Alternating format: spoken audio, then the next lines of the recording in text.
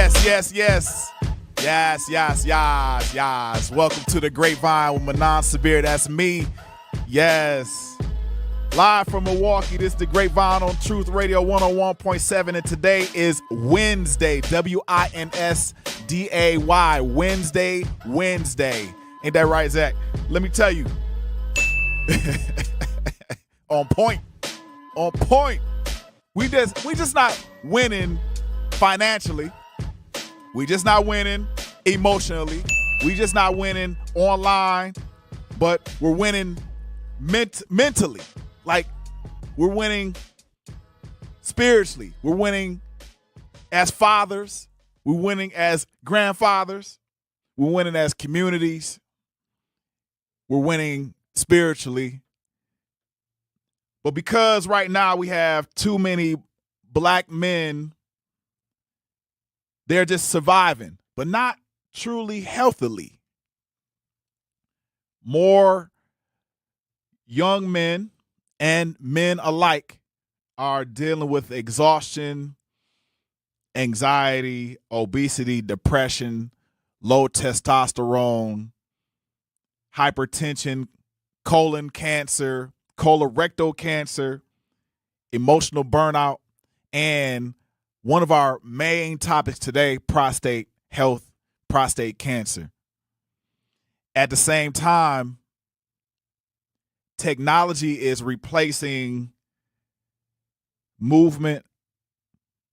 Convenience is replacing discipline, and stress is becoming normal. Today we ask, can movement still heal us? Can discipline still save us? And what happens when people stop challenging themselves physically and mentally? Yo, joining us today is a good friend of mine. Good friend of mine. I think I've been knowing Lynn for about 12 years now. I've been trying to calculate it since I walked into the door upstairs. Leonard Wilson of Divine Intervention Personal Fitness. He's a trainer. He's an author. I remember, matter of fact, you bought in your book. He's a fatherhood advocate and one of Milwaukee's longtime voices of Black wellness. And not just Black wellness, but wellness and also movement. This is the time to tune in. Before we get busy, Lynn, I want to remind everybody, if they have any questions about health, movement, prostate health, this is an all ages topic and subject.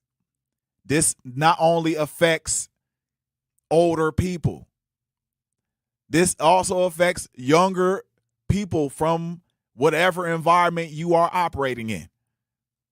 So call your granddaddy, and then call your cousin who's 50 years younger than your granddaddy. Make sure they tune in today to Truth Radio, Truth Nation on the Grapevine with me and Leonard. The number is 833-212-1017. 833-212-1017. Hit us up on the chat. This is important. So I'm going to give y'all a little time as we get into Leonard Wilson, and make sure you compile some of those questions, statements, and or concerns. Man, how you doing? I'm good. How about yourself? Man, you doing good? Oh yeah, doing well. Man, you just got off of a workout? Yeah, I did a class over at Walnut Way. I do on Wednesdays and Friday mornings. What type of class is it? It's a combination. It's not quite senior, but most of the people in that class is senior. It's senior fit. Yeah.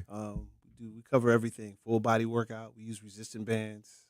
Oh, you get them in? Oh yeah, we get it in. Hey, do they walk out of there tired? Oh yeah, that's the goal. A lot of people are like, man, when I was young, I used to make it happen. Yeah, well, a lot of them. I tell people it's not about what you used to do; it's where you're at right now. Right. What you can do. For some, they're in their best shape that they've ever been in. Yeah. You know, so yeah. that's the ultimate goal for a lot of people that I have in that. Dang, that's crazy because you look. Nah, we don't even go. I don't even gonna go on the age, man, because I always do this. I do this a lot. I set you up bad. Like every time I do this, and to Lynn, I try to introduce her to people. It's just that most awkward look you put on your face, like, man, now why you always doing this, man? Like this guy, I don't even want to tell these people my age, but I'm not gonna do it right now. We're gonna figure that out later. But this, I usually ask, on my interviews, I usually ask this question: who are you? Okay. Well, I guess I will give up my age in this point, but you ain't got to if you want to. I'm Leonard Wilson. I'm a fitness trainer, fitness coach, and my fitness business, but I believe it's part of my lifestyle. Yeah. I believe in it. My biggest thing I open up with, I share this with everyone, is that your mind is stronger than your body. Yeah. And when you speak that, your body's going to follow. So within that, who I am is I sort of encompass that belief that our minds are stronger than our bodies. Our bodies don't tell us, but our mind does. And when we incorporate that into that, there's nothing impossible for you to do physically or anything outside of that. Yo, that's amazing. Who were you before fitness? Ooh. Now this is it's a double question, but you weren't always this person. Somewhat. I was an athlete. I was a two-sport athlete. I loved athletics. I love sports. Yeah. My favorite class in school was gym. Man, that's everybody. So for me, as well as recess until we got into middle school, right. junior high, they kind of changed that. But lunch recess was my favorite because I was that kid outside during whatever winter, whether it's winter, we were playing football. Yeah. Spring, we're out there kickball, and as we close the school year out, we're playing baseball or whatever we could play outside. Right. Basketball.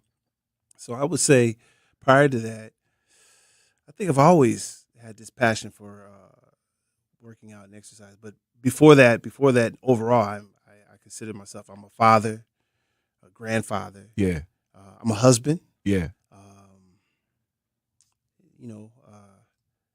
And I guess I would say that. I would say, but before that, I've been always a person who believes in, working hard and trying to do your best. That's right. You are one for me. You remind me of the epitome of what working hard is supposed to be. You get right to it. Who instilled that in you? Oh man, I have to say first, my grandfathers, Charles Wilson, Charles Wilson, my father's father. Yeah. Samuel L. Salter, my Yeah. grandfather, my mother's father. Mm-hmm. My uncle Kwame Salter, Mm-hmm. my uncle George Salter. Yeah. My father, Leonard Wilson Sr. Mm-hmm. Those were instrumental men there in my life that I watched, really put it in and have this certain mindset. I feel really blessed to have had them in my life as an influence and inspired me. How the women in your life? Oh yeah. Oh, my mother, Mm-hmm. my grandmother, Reva Salter. She was tough. Oh man, she was a true queen. But Yeah. she definitely, in our family, the matriarch of our family, she kept things together. But she was also one that reminded you of no matter what accomplishments that you may take outside of it, there's a level of humility that we must have that doesn't define who you are. Right. You go out and do the best that you can, but that doesn't, who are you? She would say, you did all this and that, but who are you in that same sense? Those accomplishments are great, but they don't define who you are. Those are the things that you want to strive to do, but there's a level of humility that we always should have. My grandmother always represented that level in our family. Did you grow up seeing unhealthy habits around you? I would say yes, definitely. My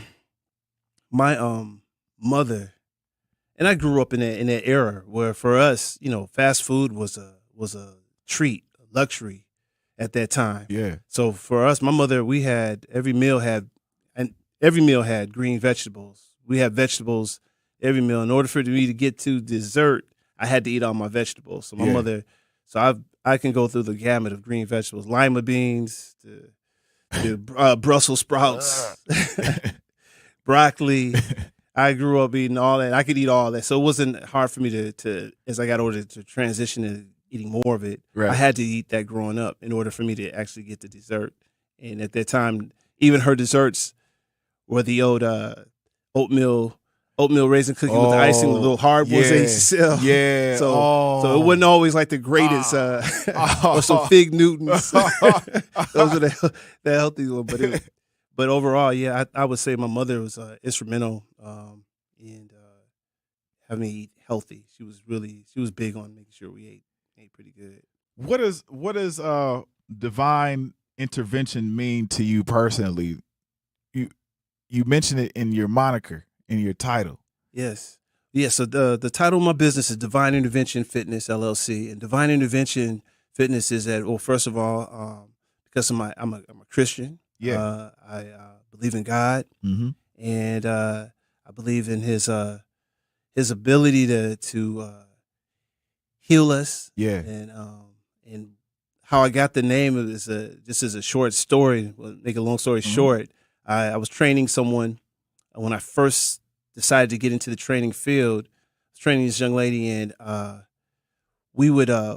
she had never ran before, and we went from walking to a slight jog to picking up the pace to where she was running. We were running 2.5 miles every morning that I had her as a session. Yeah. We started, but through the process, we would have these spiritual conversations, Mm-hmm. talking about my faith and, and just how God has been good in my life and just moving me. And so in the process of accomplishing, she accomplished her goals. She was able to go on this trip with her boyfriend at the time, and they had this little celebration, and they invited me to come. Mm-hmm. At the time, I was still working my regular 9-to-5 job and just kind of doing this training thing a little bit just to see if I wanted to do it. Mm-hmm. And she came to me and at the time you were working for the state. I was working for the Social Development Commission, Head Start. I worked for a Head Start program. Yeah. Parent involvement specialist. And I had been there for about 13 years. Mm-hmm. And so she invited me to the event and surprised me with the gift of these little business cards that her and her guy had made for me. Right. And on it said Divine Intervention.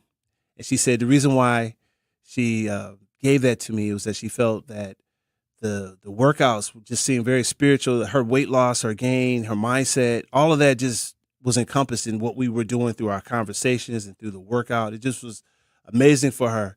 And I said, Divine Intervention. So I took the cards, and there's a weekly group of guys play basketball with at Wisconsin. If they're listed, Wisconsin Lutheran College. There was a group of us. We would play on Tuesday, Thursdays, and Saturday mornings, about 6 in the morning. Yeah, you guys hear this? They remember this. So y'all tune in. so what we did was every on those mornings we would play basketball. So after playing ball, I got excited about this idea. So I started passing out this card that said Divine Intervention Fitness on there. And so each guy got the card and said, "Hey man, what is this? What is this?" So when they got it, you know how guys are. They were like, "Hey, what you preaching now?" So I was like, "No, man. I'm like, well, this is, And instead of trying to explain the effect that it was that she had on the impact it had on her, I just started taking the cards back from everybody. So when I got give me my $2.99. Yeah. I said they were ribbing on me, giving me a hard time. So I grabbed all the cards back and got in the car to get ready to leave. And a good friend of mine, and I'm gonna shout him out, Richard Badger. Yeah, we know Richard. Yeah, what's up, Rich? So Richard Badger was there, and he was part of the crew that was messing with me. But he called me while I was in the car. He said, "Hey, Lynn, no, that's a dope title for your business, man. That's powerful. Yeah. You should keep that for real." Because I was in the car thinking Leonard Wilson Fitness, LW Fitness. Yeah. I was trying to come up with a name and get new cards. But when he called me and kind of said that, I said, "You know what?" And he said, "No, for real." And I said, "You know what? I'm gonna keep it." So I have been truly blessed for 20 years now. It's been 20 years I've been in business this year. Divine Intervention Fitness, and I've been truly blessed, and it has been divine intervention for me in my life. So that's a little long story short. That's beautiful. Divine intervention. And when we return after these messages, we're going to get into belief. Believe you can, and you will. Wheelchairs for Warriors provides mobility solutions to veterans and first responders injured in the line of duty. Join the mission and visit wheelchairsforwarriors.org.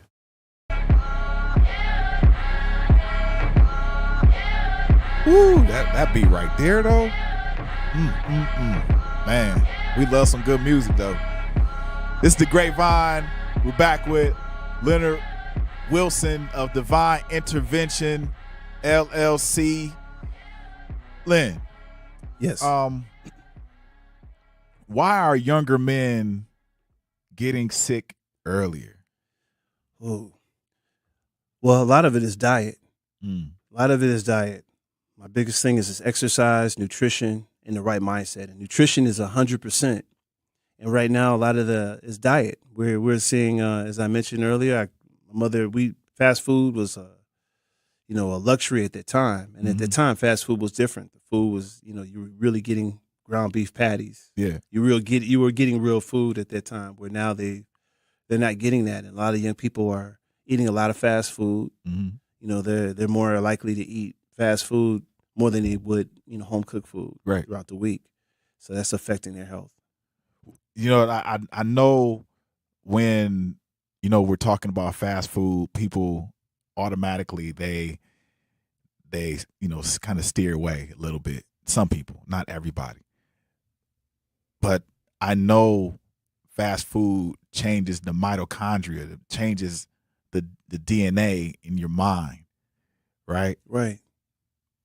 When we're talking about health, is stress physically killing us? Oh yeah, yes. Stress, lack of exercise, and diet. But yeah, definitely stress adds to that.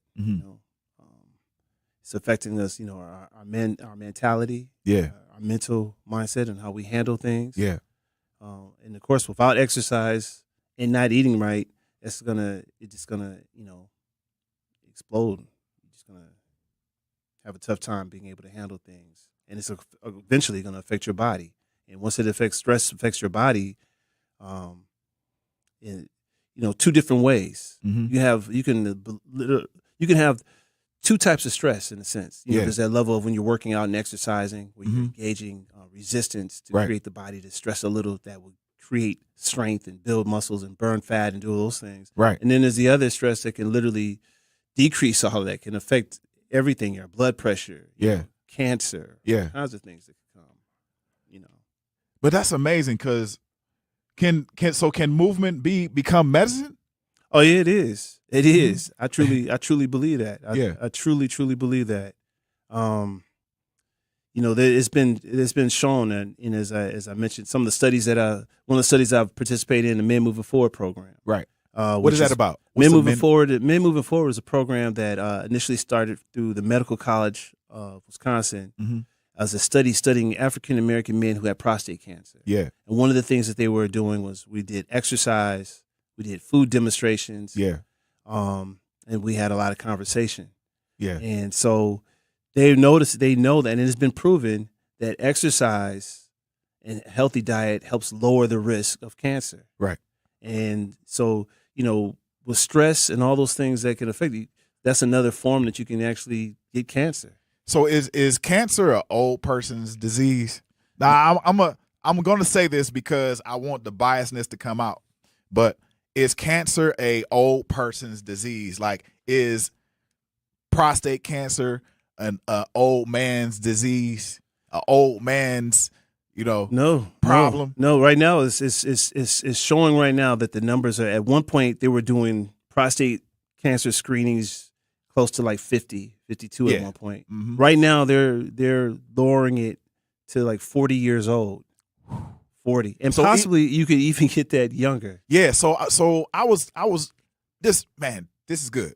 So I was listening on the way here. I was listening to a guy talk about prostate cancer, gonad health, go to NAD health, right? And he was saying that he's an entrepreneur, and he was talking about the fabrics in his underwear, the fabric in your underwear, and it having microplastics of those microplastics affecting your your prostate and your testosterone and also your testicular health. And what he was saying was that not only the microplastics are, harming you, but they're also causing the adverse effects. So they're causing, certain diseases, right. Prostate, colorectal, so on and so forth. The unit health, right? Right. Yeah. Right. What are you finding? Are you finding that because we're the age is lowering, are we finding the prostate cancer, is it not just growing, looking for the better word, but is it becoming more potent, like this prostate cancer? Because I've heard it, and people get the surgery and then boom, done, right? But this type of is it becoming more lethal?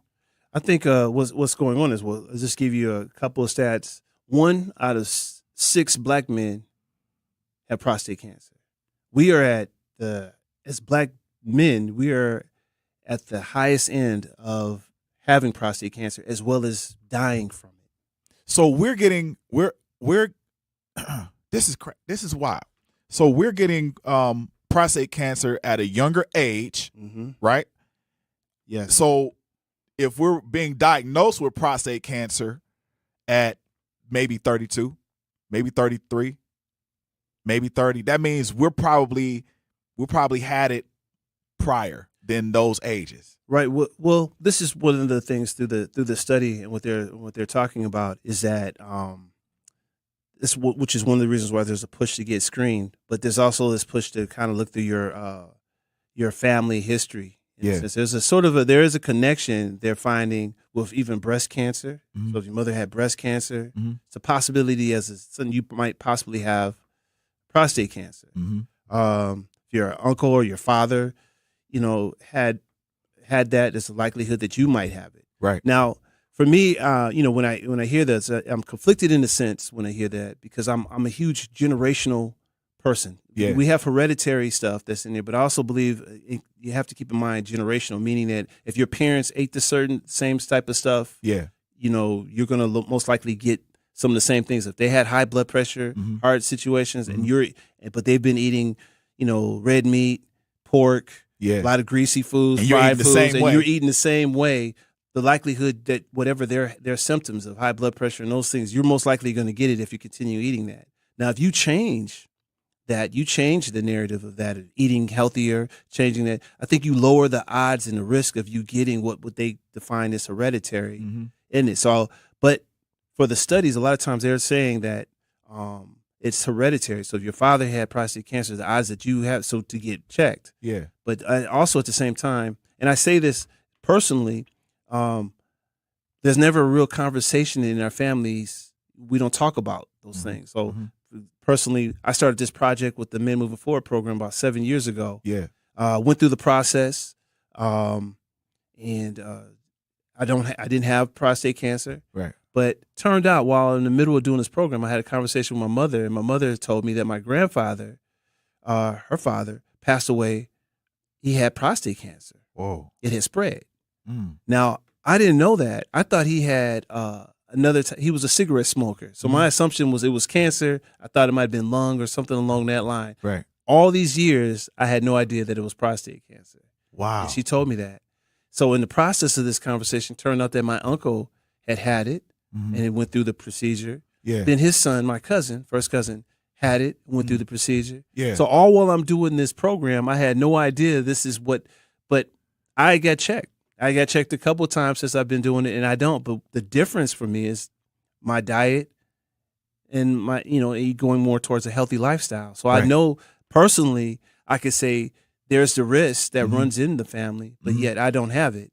And yeah. I've been tested. I don't have any of the, went through the whole process, and I don't have it. So of course I give that to God, but at the same time, I know that I'm not eating the same way, that our families have eaten. So when we come back, we're going to dig into You can love them, walk them, pet them, and care for them, whether they want you to or not.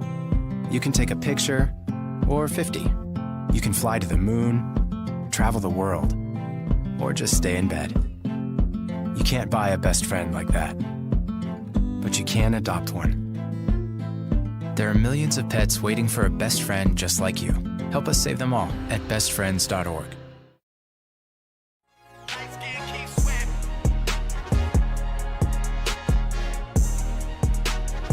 And we're back with Leonard Wilson from Divine Intervention. But before we begin, we're going to give a shout out to our sponsor. American Family Insurance is a proud sponsor of The Truth. For almost 100 years, they've been committed to helping families protect what matters the most: your home, your vehicle, and the dreams you're building every single day. And if you're part of the Truth audience, you already know you work hard for yours. That's why having the right protection in place matters. American Family helps you stay ready for whatever life brings, so you can focus on moving forward. Insure carefully, dream fearlessly with American Family Insurance. Get a quote or find an agent at amfam.com. Yes, if you are tuning in to our conversation, make sure you call your people. This is one of the more important conversations, because if you don't put on your mask, you will go down without the oxygen. You got to put on your mask first and then try to save other people. This is a highly important conversation, especially for individuals that are out here eating and processing the food that we got out in this society, but you're also trying to process life. So we left off with my mama ate, my mama ate some hog mugs. Might as well eat it. She didn't get cancer, or she just had cancer. She beat it, and I'm good too. I can eat it too, right? Right. That back in the day is we have to look at things have changed. Food industry has changed. Farming has changed. At this point, when we're looking at our great grandparents were eating a lot of pork and a lot of different things, but this stuff, what they were feeding that pork was different, versus what they're getting now. Right. It's a whole different deal. Where does that mentality of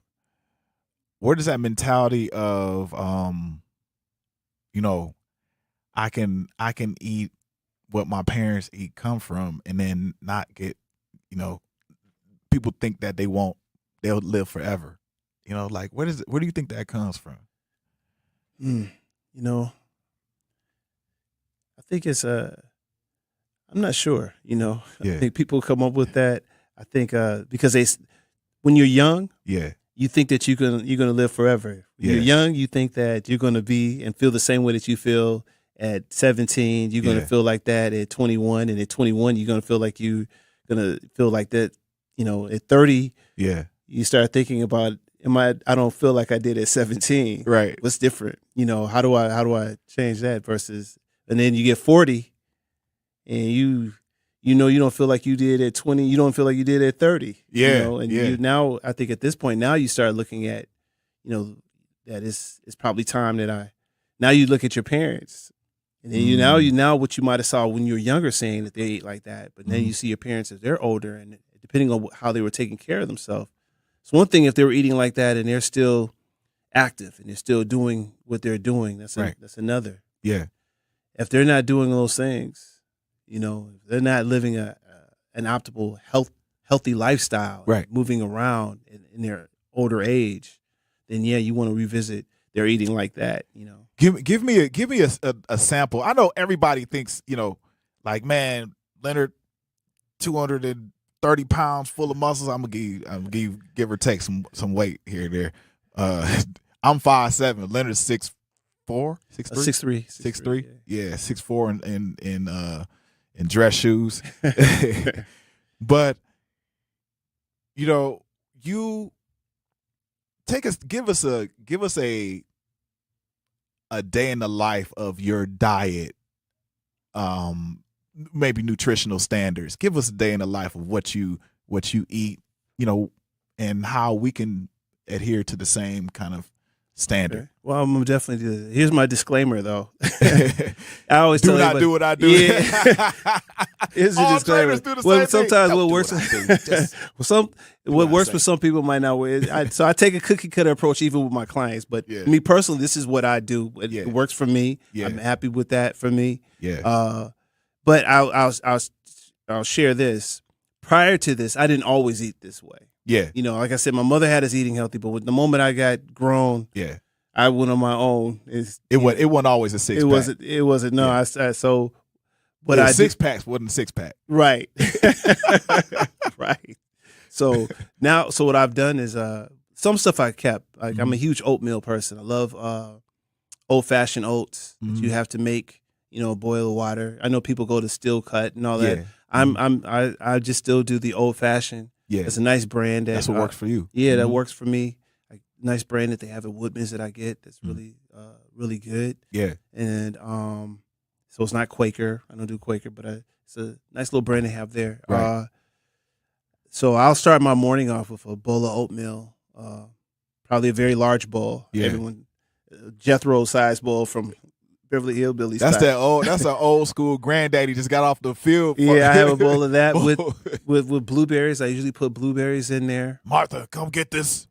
Yes, I have a huge bowl, so I'll eat that. Yeah. With blueberries. I use sugar in the raw. Yeah.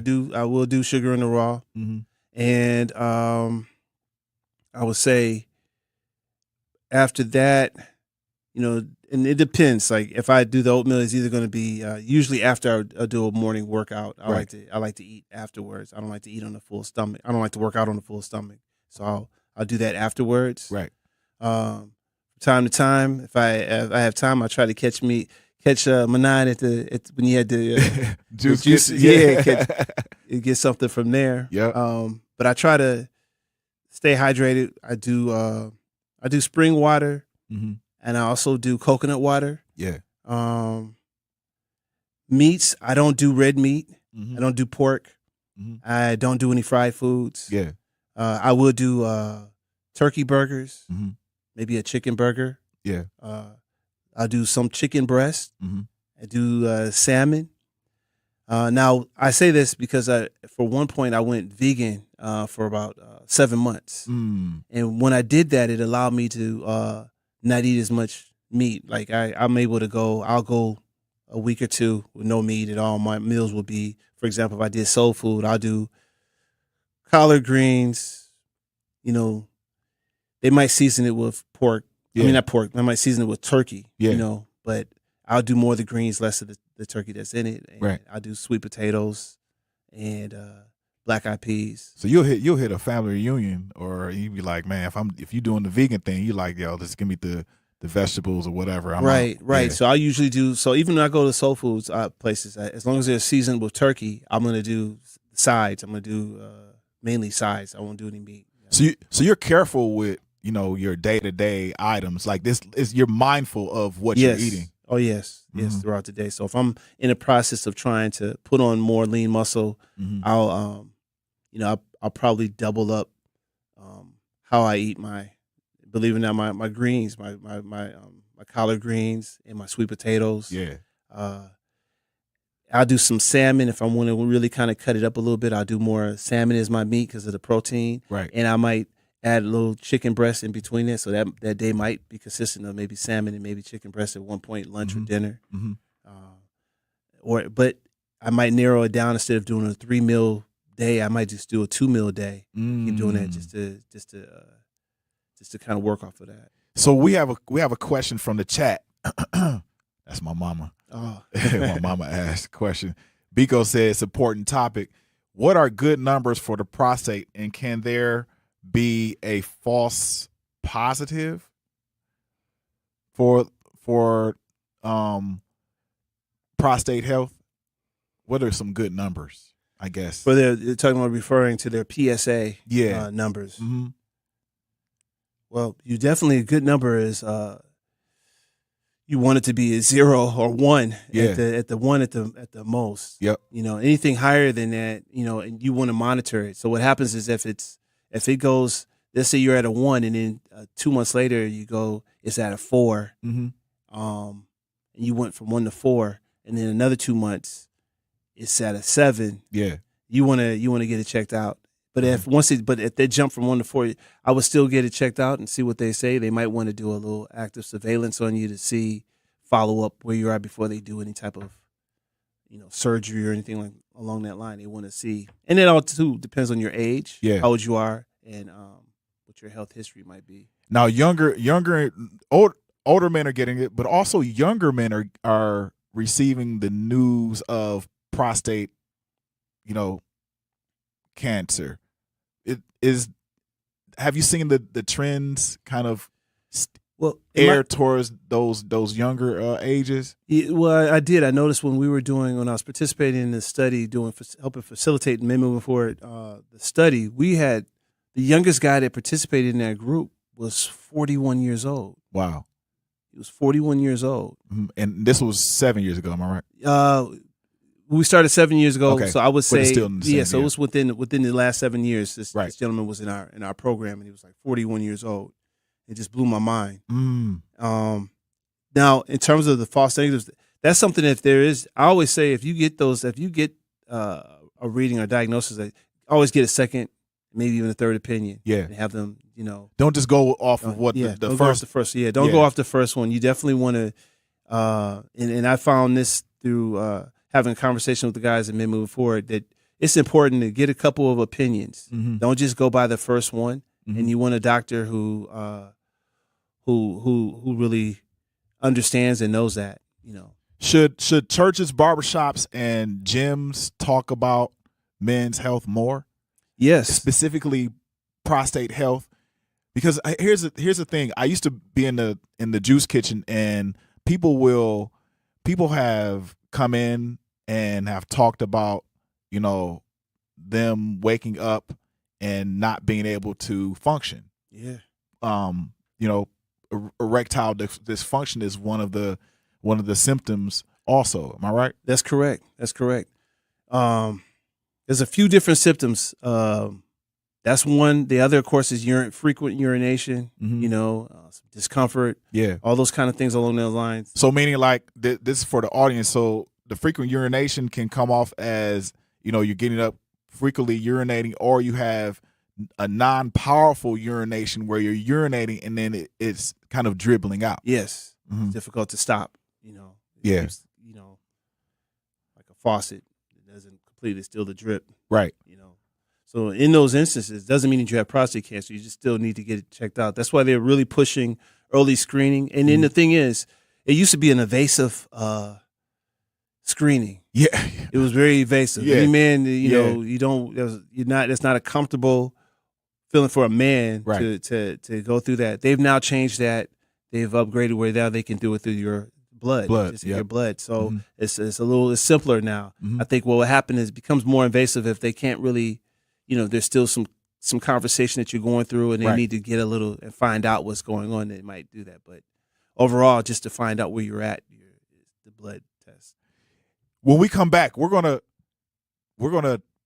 dig into ways in which we can prevent prostate cancer, and what can we do every day as individuals to become healthier from a physical trainer's perspective. This is The Grapevine with Manon Sabir, that's me, and we have Leonard Wilson from Divine Intervention Fitness. Their full potential. Community is where we find our strength and where we share our hope. United is the way. Visit unitedway.org.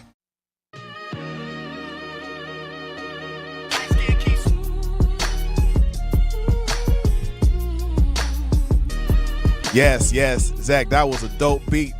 Keep the beats going. We have a comment question on line 1. Grapevine, line 1. We're gonna pick some grapes. Yes, how you doing, Blake?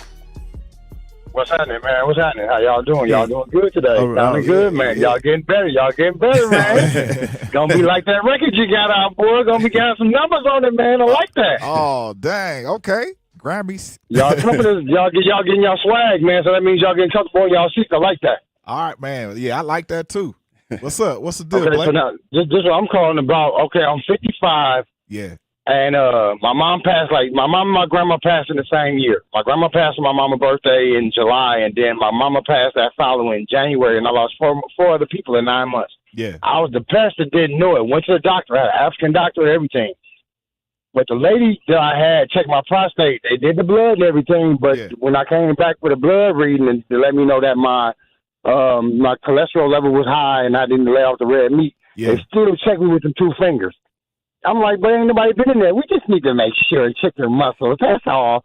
Very uncomfortable, but not bad to go through. And then I did my colonoscopy last year. I just didn't like getting put to sleep because I ain't never been put to sleep. You know, I've been shot 4 times, all at once, but I don't like being put to sleep. But I've been eating right since March 8th, 2000. I got shot 4 times. I got shot 3 times in the upper torso, once in my left hand. Sorry about and that. I've been eating the same. Yeah, man. Well, that's what happened when you were a barber. I was a bartender on 14th and Right. Dude tried to take something. I let him have it. He let me have it, and I let him have it. But 26 years later, I am at my high school weight. I am at, I was 225, cock diesel, doing 1,000 push-ups a day. Now I can barely do 50, but I'm still in good shape. I went to the doctor last week. Doctor don't see me but once a year. I'm cancer-free. Awesome. My cholesterol level is down. I eat red meat. Like 2 or 3 days out the week, I eat filet mignon. I eat sirloin burgers. I eat 96%, 4% fat. So I eat sirloin burgers, which is filet mignon. And then the rest of the week, I eat fish, salads, and chicken for about 3 weeks. And then I eat cold cuts for the rest of the month. I've been doing that for 25 years, man. And I feel like a little kid. The doctor told me he wanted to know how come I didn't have that stomach. Like most brothers got that stomach. I don't have it. Yeah. I still got my 8-pack, but I haven't been working out. But I don't have that stomach even like I'm pregnant. You know what I mean? Right. Yeah. So I ride my bike. I got a trike. I ride 3 miles a day. I walk to the lakefront. I ride to the lakefront. Then I get my bike. I ride down there and back. I say like off of 40th and Center. I ride down to the lakefront. Then I ride all the way down Wisconsin, up under the bridge, back up Wisconsin, back to the crib. Then I get in my car and I go down there and walk the same. Yeah. But I stay in there with a clear peace of mind. I don't fry a lot of foods. And it's okay, we just wonder how you get to be 60-some years old. I'm 55. I feel like a little kid, man. So you never know because you wake up dead anyway. Right. So just find a regimen and keep your cholesterol level down and have peace in your house. That's no it. stress. Man, dude, I have a 1 million -0 tolerance. I don't care who you are. If you bring peace, if you just started peace in my house, I cannot have you around me. Or in my house, if you on something shady, if you always got an angle on something, I can't be around you no more because I stopped doing what I was doing before I got shot up. I got saved before I got shot up. Right on. And I got shot up, and everybody like, yeah, he ain't dead. He gonna be crazier. But what don't kill you make you stronger. That's right. But That's then right. when you get in the word, I was talking to my people. They were gonna tell me everybody got a good side and an evil side. I said, not when you come out the darkness, you don't. That's right. That's When right. you come out the darkness, I know y'all got to go, but I just live pure by it and eat pure by it, man. Everybody be good. Man, that's awesome. Congratulations, too, man. It's a blessing that you're here. And I think you're right. Peace. My uncle said he will crawl for peace. He told me that. He will crawl for peace. And I kept that I got to have peace. That's another part of where I'm at as well. So that's awesome, man. Congratulations on that. That's great words. You sound like you're in super shape. So keep doing what you're doing. Hey, and if you need, look, I'm going to give a plug to you. If you need a trainer, man, you may not need one, but Lynn can take you over the top. You got to go from if you 55, you got to go to 95 with Lynn. That's it. Come see him. Divine Intervention Fitness. Keep paying attention because he's going to give his information out later. Sandra, what's up? Line 1. How you doing? Hi. What's up? I'm fine. How you doing? Doing good. Okay. I'm going to tell you what's up. Okay. Now, you were speaking of prostate and aging process. Mm-hmm. Now, years ago, I was going to study to be into nursing. Mm-hmm. And so I bought the anatomy book and started reading through that. And they said at age 35 is downhill. That's when your body starts regressing. You don't gain new cells like you did when you were just growing up. Mm-hmm. And so I thought about it, and I said, no, that's not true. But as I age more, I'm starting to feel it now. But a lot of kids, when you were saying kids don't feel, they're going to get old, Mm-hmm. But yeah, you're going to get old, and that's because of the body. As you age, the body ages too. And I think our kids, which they probably don't study no type of medical issues, they don't read enough to learn this stuff. Mm-hmm. And there's a lot out there to learn, even to read it. It helps a lot, so you can cope with a lot of stuff that's going on. And even ARPA send you the sign up at 50. So that lets you know you're getting, close to the elderly area. So I was saying that, and I was just going to say about the prostate. Now, my husband, he had it, but he was stubborn, from Tennessee, and did not want to go to the doctor. So when he finally went, he had prostate cancer. Then he ended up shutting down his kidneys. That's what took him, because it shut down his kidneys and he couldn't urinate for 3 days. And the doctor told him, don't you ever, do that again. But anyway, they shut his kidneys down. Now he ended up on dialysis. And he died. And so I'm just, I'm looking at the fact that you go through so much when you're sick that you got to make sure your health is done right, because you got to end up, he was arguing with his doctors because the port didn't fit right. So I had to go back and get that right. The port first and then the thing in your arm. Right. So I had to go back and get all that stuff right. And then finally, eventually when he did die, I thought it was his kidneys because he was on dialysis. I thought it was his kidneys, but he had a brain tumor. Oh, wow. And they did not know it. I didn't know it. All I knew that I couldn't wake him up. I'm sorry. And that's what made him get to the hospital. But it's important that we tell our kids, our men, they don't want to go. It's important that we really get them, or pick up a book and start reading about all this stuff. Even alcoholism, drugs. Read it, then maybe you'll stay away from it. Thank you, Miss Sandra. I really appreciate it. Yes. Lynn, talk to us about what she just said, because she said something that was very interesting. She was like, he didn't listen. Yeah. It's, I get that. And I guess I'll go ahead and say, here's the reveal.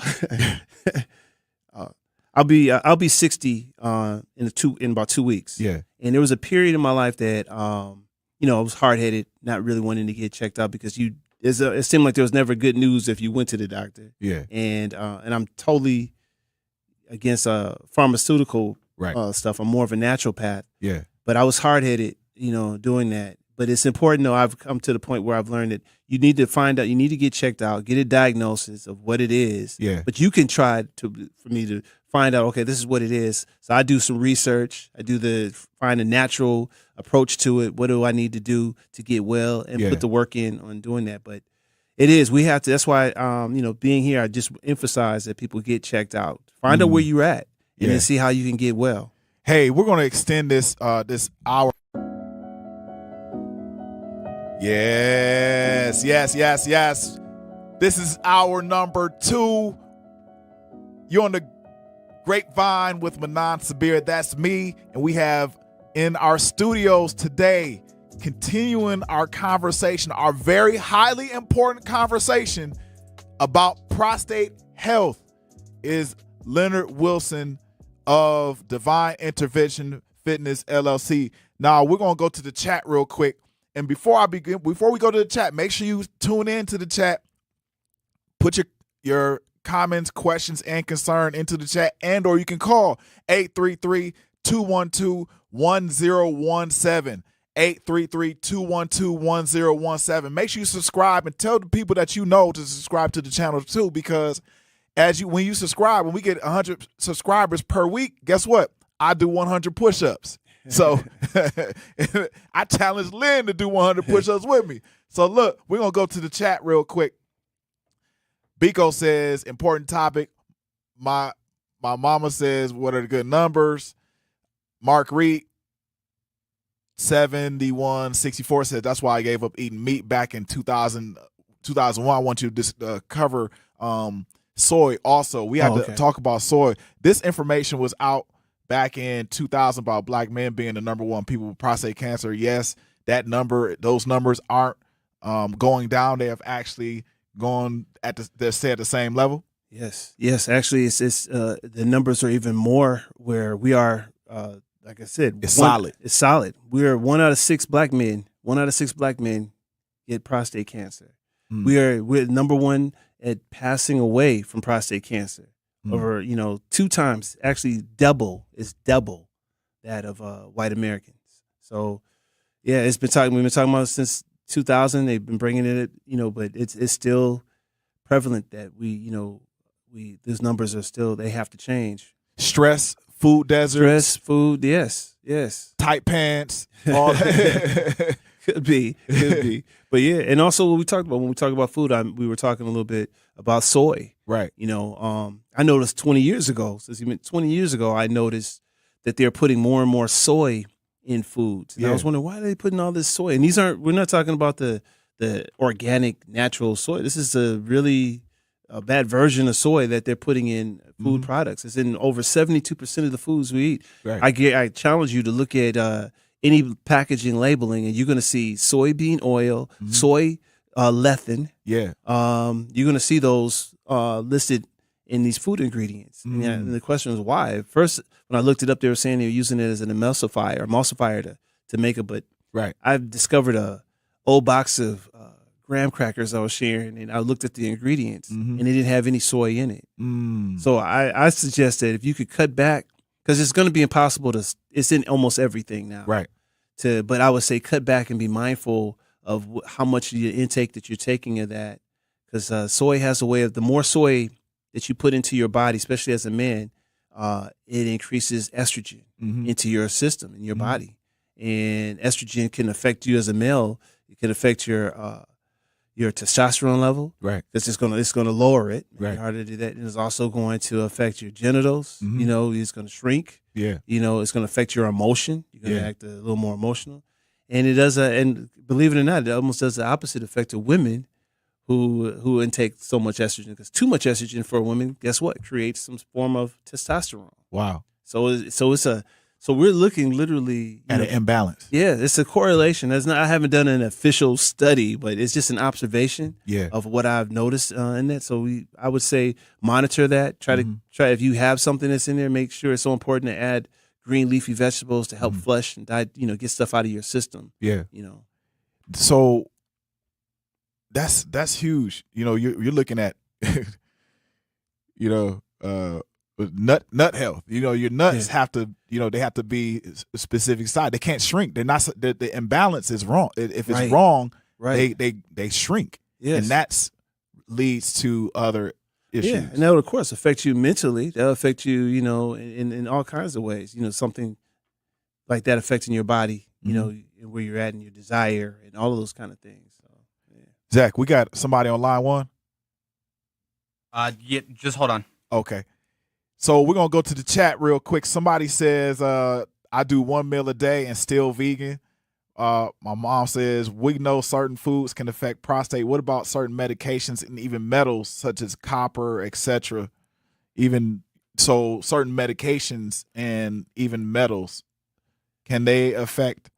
Oh, yeah. Well, it all depends on medication. As I shared earlier, I'm more of a naturopath. Yeah. And I always tell everyone when we look at doctors, when I say get a second opinion, or when you talk to doctors, you have a great sign of a good doctor is when he's talking to you about exercise and he's talking to you about diet, eating better, versus writing a script. Yeah. So what happens with, as we talk about pharmaceutical and medicine, the thing about pharmaceutical things is whatever you take with those is usually a side effect. And whatever that side effect is, for example, high blood pressure. They got different types of high blood pressure medication out there. You take a high blood pressure medication, sometimes the side effect can be erectile dysfunction. Right. It can affect you. But then they have some different versions of this that you could talk to your doctor about to get something that you let them know that's affecting it. They can give you something that won't affect that. Right. But there's usually sometimes a side effect that can do that. Now, in terms of a side effect being prostate cancer, that I can't say. I just know that there's a lot of pharmaceutical stuff there are side effects from each one, which is why I kind of push more natural.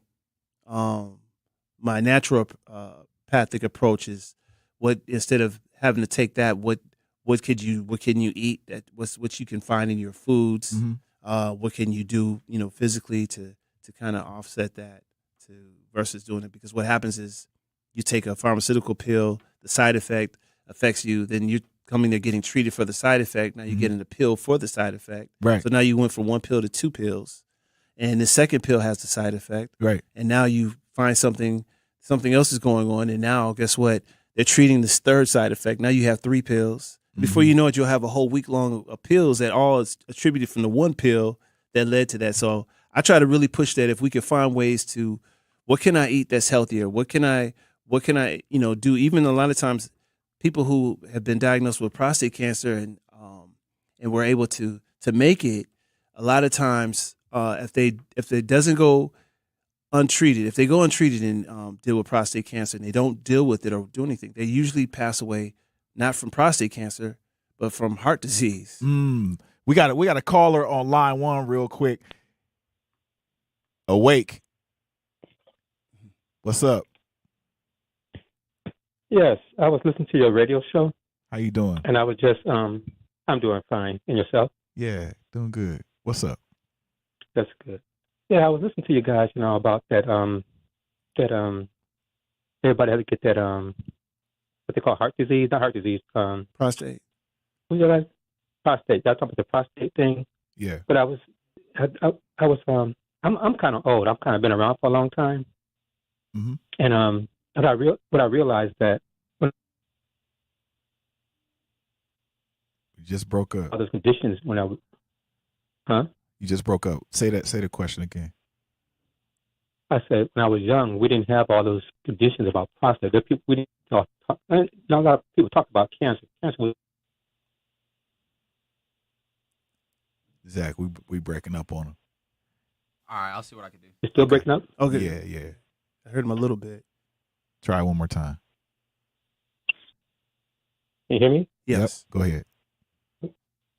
No, I was just saying that I've been around for a long time, and I was just saying that when I was young, a lot of people didn't talk about cancer. Mm-hmm. Now as I'm older, I notice everybody talk about cancer. And now all of a sudden now I start hearing that the story about how more black people have cancer than white people. Mm-hmm. And I looked at that. I look at it from a point of view of I say, well, that's because they're putting all the bad food, majority of the bad food, because everybody got bad food in America. Mm-hmm. But the majority of bad food comes to the black neighborhood. Yeah. Yeah. Yes, I agree. Did we lose him? Yeah, we'll probably pull him up in a minute again. Yeah, a lot of food comes through, our the black neighborhood. We are facing an epidemic of rising food costs and also areas in which there's disinvestment in the grocery stores. So we have a number of grocery stores, especially in Milwaukee.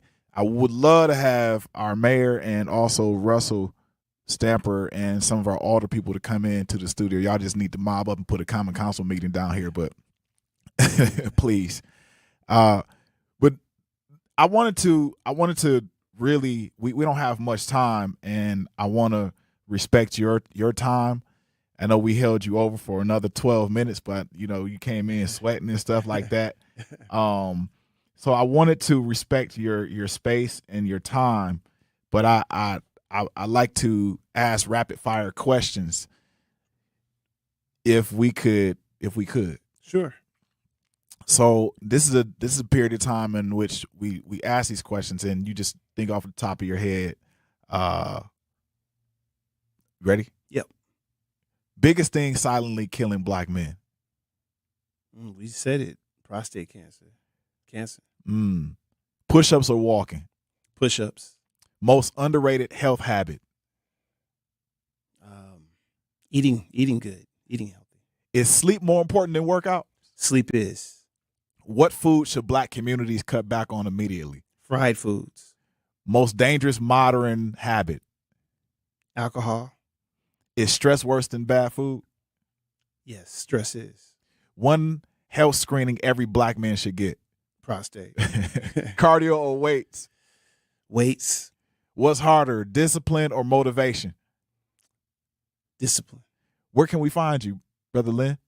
I'm here in Milwaukee. You could I'm on Instagram, on Facebook. Yeah, what's your Instagram handle?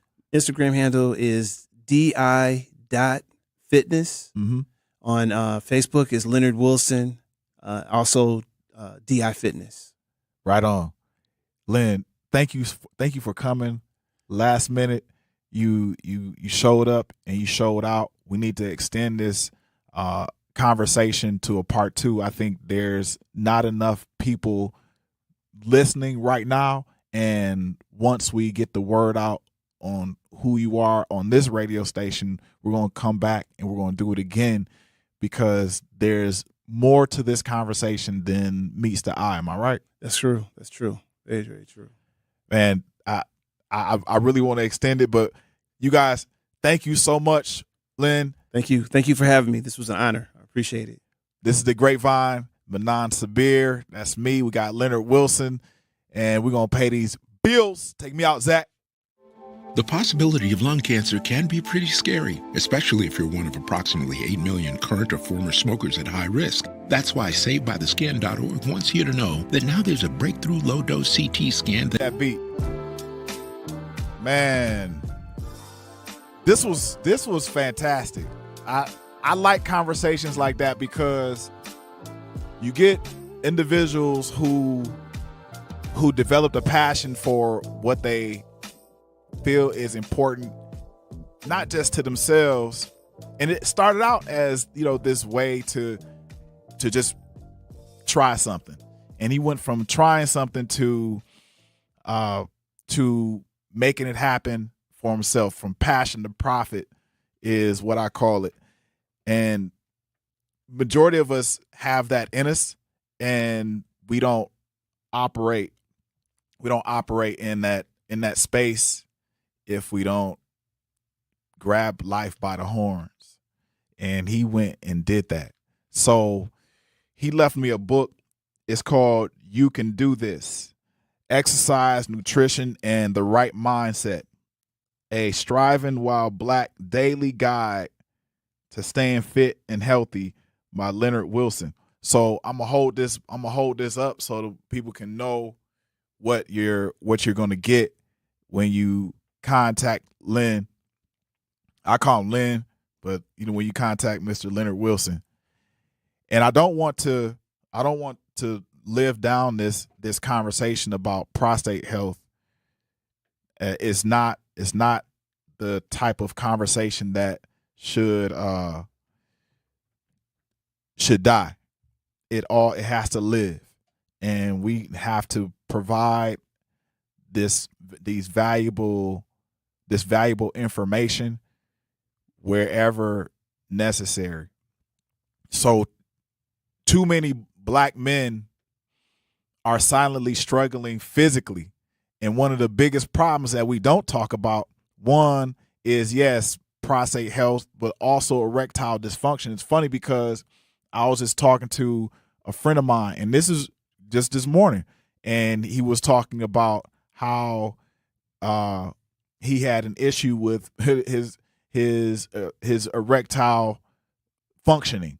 And as he was discussing it, he was giving the example, or he was telling me that his spouse of, however many years she didn't complain, but it was embarrassing for him. It was embarrassing. It was a wake up call. He felt like, the flagpole wasn't standing up, and he needed to figure out like how he could change the narrative in his physical performance. You know what? I'm gonna take a call real quick from Al, because this is about the time, baby. Al, what's up? We got Al. Al, call back. Al, call back. He's on. Okay, Al, what's up? Okay. Yeah. Well, here. Well, first of all, if you're doing any kind of dope, coke, heroin, it's going to mess up you. They're going to give you ED. If you're taking any diabetic medicine, it's going to mess you up, especially if you take, I think it's called metformin or something. A lot of that stuff mess up all the brain circuits and the circuit breakers. Now, when you talked about the prostate, the reason why a lot of people are dying from prostate is for some reason when men think about the rear end being checked, they got to associate everything with gay. But then when your feet get cold and your eyes get cloudy and your body start rotting from the inside, okay, you got to disconnect that. Okay, so just as well as you can sit and pray to Caesar Bourgeois and all the rest of them who ain't gonna do nothing, you can skip, scoot to that doctor and get yourself checked. Yeah. And if you really want to keep yourself good, this is what I do. I make a point to eat my salad, drink water. I cuss every day, okay? You cuss every day. You relieve some of that. You relieve some of that stress. Yes, I do. Okay. Yes, because you're human. And stop following the white man's God or any God, because it's a psychological warfare that puts you up under an umbrella. Okay. And if you sit back and look at the whole world and look at everything from the white God to the black guy, you will find out that they ain't never been for you, because the real God is you. Because you're on earth and you can fix it. The other God will have you living in a box. So what do you? So what you to be? What's your diet like What's your diet like right now outside of cussing and salad? What are you eating? What are you eating regularly? Sometimes I have my fried chicken. Sometimes I make me some pork chops. Sometimes I brine me a turkey. It's how you eat it, you know. And don't go with all that salt. If you like spice, go with organic spice, because it's more stronger and it's more healthy. You don't have to cook everything without spices, and everybody is not a fan of tofu and the banana peel ribs and all that. It's what you eat banana and peel how ribs. You eat. Yeah, because some people use that to make brisket, or people use them oversized mushroom to make fried chicken and pork chops. It's how you eat. But most of all, if you want to live a stress-free life, live your life and take your reality and turn it to success. Those are bars, Al. Take your reality and turn it to success. Yes. And stop looking for somebody else to come down from the clouds and save you. And I want you to remember this. The righteousness always suffer, but evilness continue to get blessed. Because the people who are doing right is either broke, they're living a certain way, die with nothing, but everybody that's doing everything wrong, like that so-called guy who said the devil was wrong, but went and, did the same thing he did and bragged to it, they continue to get blessed. So Al, live your life. You've had a doctor's check on erectile dysfunction, or not prostate health. Sorry, on prostate health. You're good now. I always get that check. Okay, all right.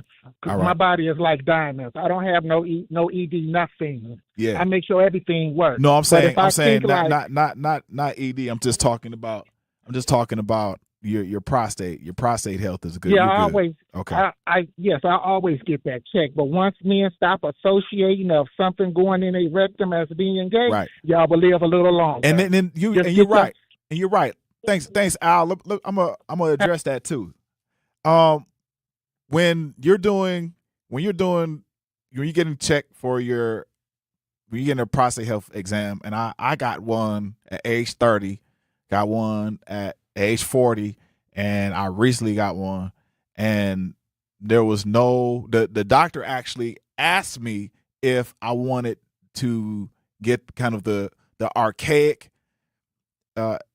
medical expression of a prostate exam, or the doctor was like, the doctor said, or you can get the blood. And I was like, well, just give me the blood test. I mean, I don't want to go in and drop, so give me the blood test. So the doctor gave me the blood test when I was 30, and I was good. Doctor said the same exact thing at age 40. Do you want to get this, or you want to? I was like, man, give me the blood test. Boom. Just recently, about a month and some change ago, doctor was like, hey, do you want to get this or that? And they even recommended in their own way that I just go ahead and get the blood, because for one, it was less invasive, and also I didn't have much time. And so the doctor recognized I didn't have much time and allowed me to get the blood test. Al, thank you. I appreciate you. Appreciate your thoughts. You do definitely give, some really very interesting statements every day, and keep on calling and keep on watching. Tell your people too. Call your folks. Tell them to keep on subscribing.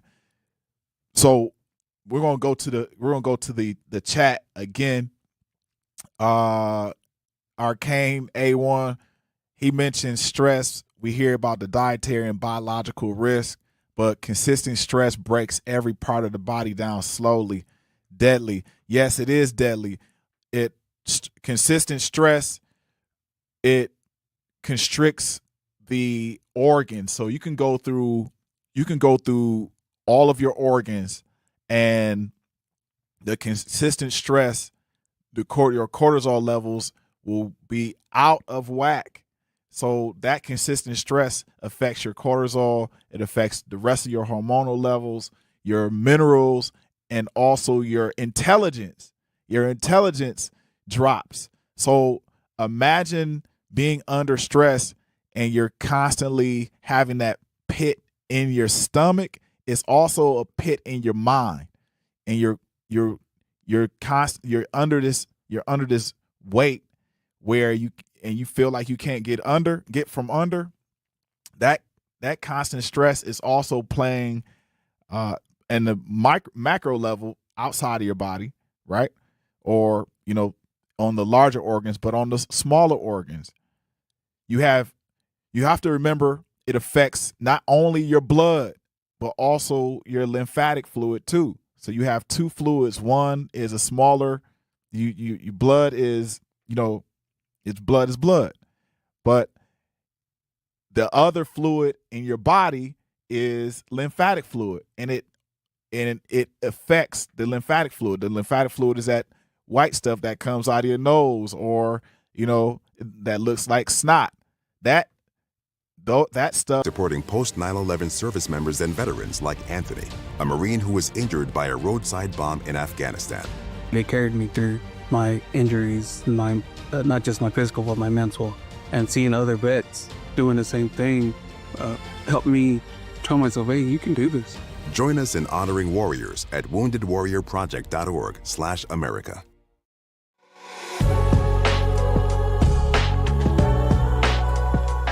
Yes. Welcome to the Grapevine with Manon Sabir. That's me, and I'm here.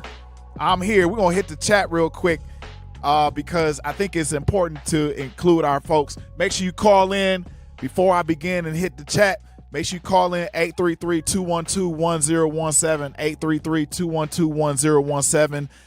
We're at the Truth Radio Station, the Truth Nation 101.7.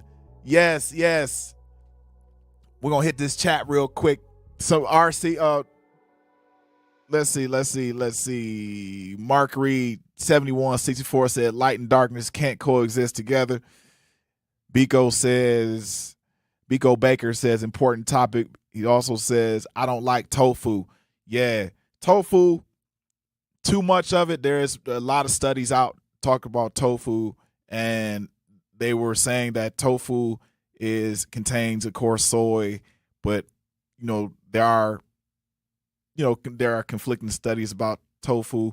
I'm not going to get into those right now, but pretty much people are saying that too much tofu can cause a high level of estrogen in your body. If you eat it once, yes, you'll be okay, but if you continue to consistently eat it, from what people were saying in some of the studies, that it could cause a high level of estrogen in your body, especially if you're a man. The estrogen is not healthy.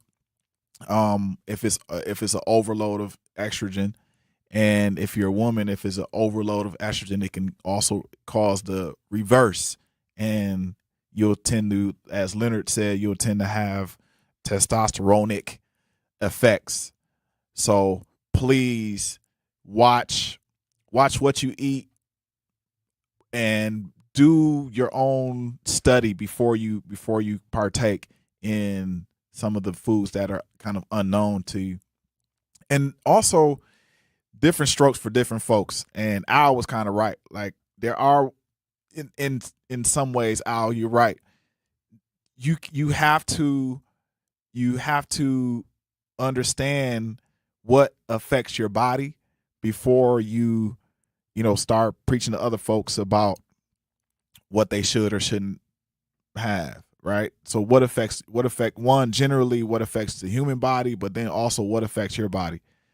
Because one thing for me doesn't mean that it's something for someone else. Now, on this show, we're probably going to talk in pretty much generalities to keep people healthy, but in reality, you have to know what's good for you. If you know that you can, some people take herbs and different herbs are good, but there are some herbal remedies that are not good for people. So, for example, there is a not herb, but a naturopathic or homeopathic chemical called sulfur and arnica in the liquid form. If you put it on your skin, can help reduce pimples and keep your face really, really clear.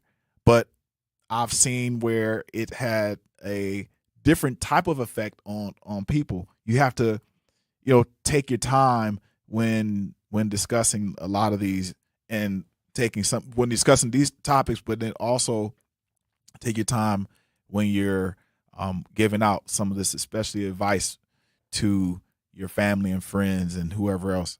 So RC Creation Muse 2023 says the devil is a lie. That's modern philosophy. Eat everything in moderation. Biblically, why put certain things in your system at all? Point taken. RC also says it's like having a peanut allergy and saying I'm just going to eat a little bit because I like peanuts. No, I don't eat it all. Find alternatives. And Looney 504 says shout out to Manon Center Street in the building. Yes, Center Street days, real life, baby, over there. I got a story about Center Street days, but yeah, I think RC was basically talking about what Al was saying. When Al said something to the effect of, I eat this meat, and the meats were kind of, they were down the line. They were all over the place a little. Yeah. Eating everything in moderation is good. I think we take that to heart too much because there are ways for people to eat. There are ways for people to eat in moderation, and yes, you can do that. But in a stressed society, you have to be able to know that if you are to properly self-medicate yourself, then if you're self-medicating you in a stressed society, sometimes kind of that moderation goes out the window. For example, they have this concept in health and nutrition science called mono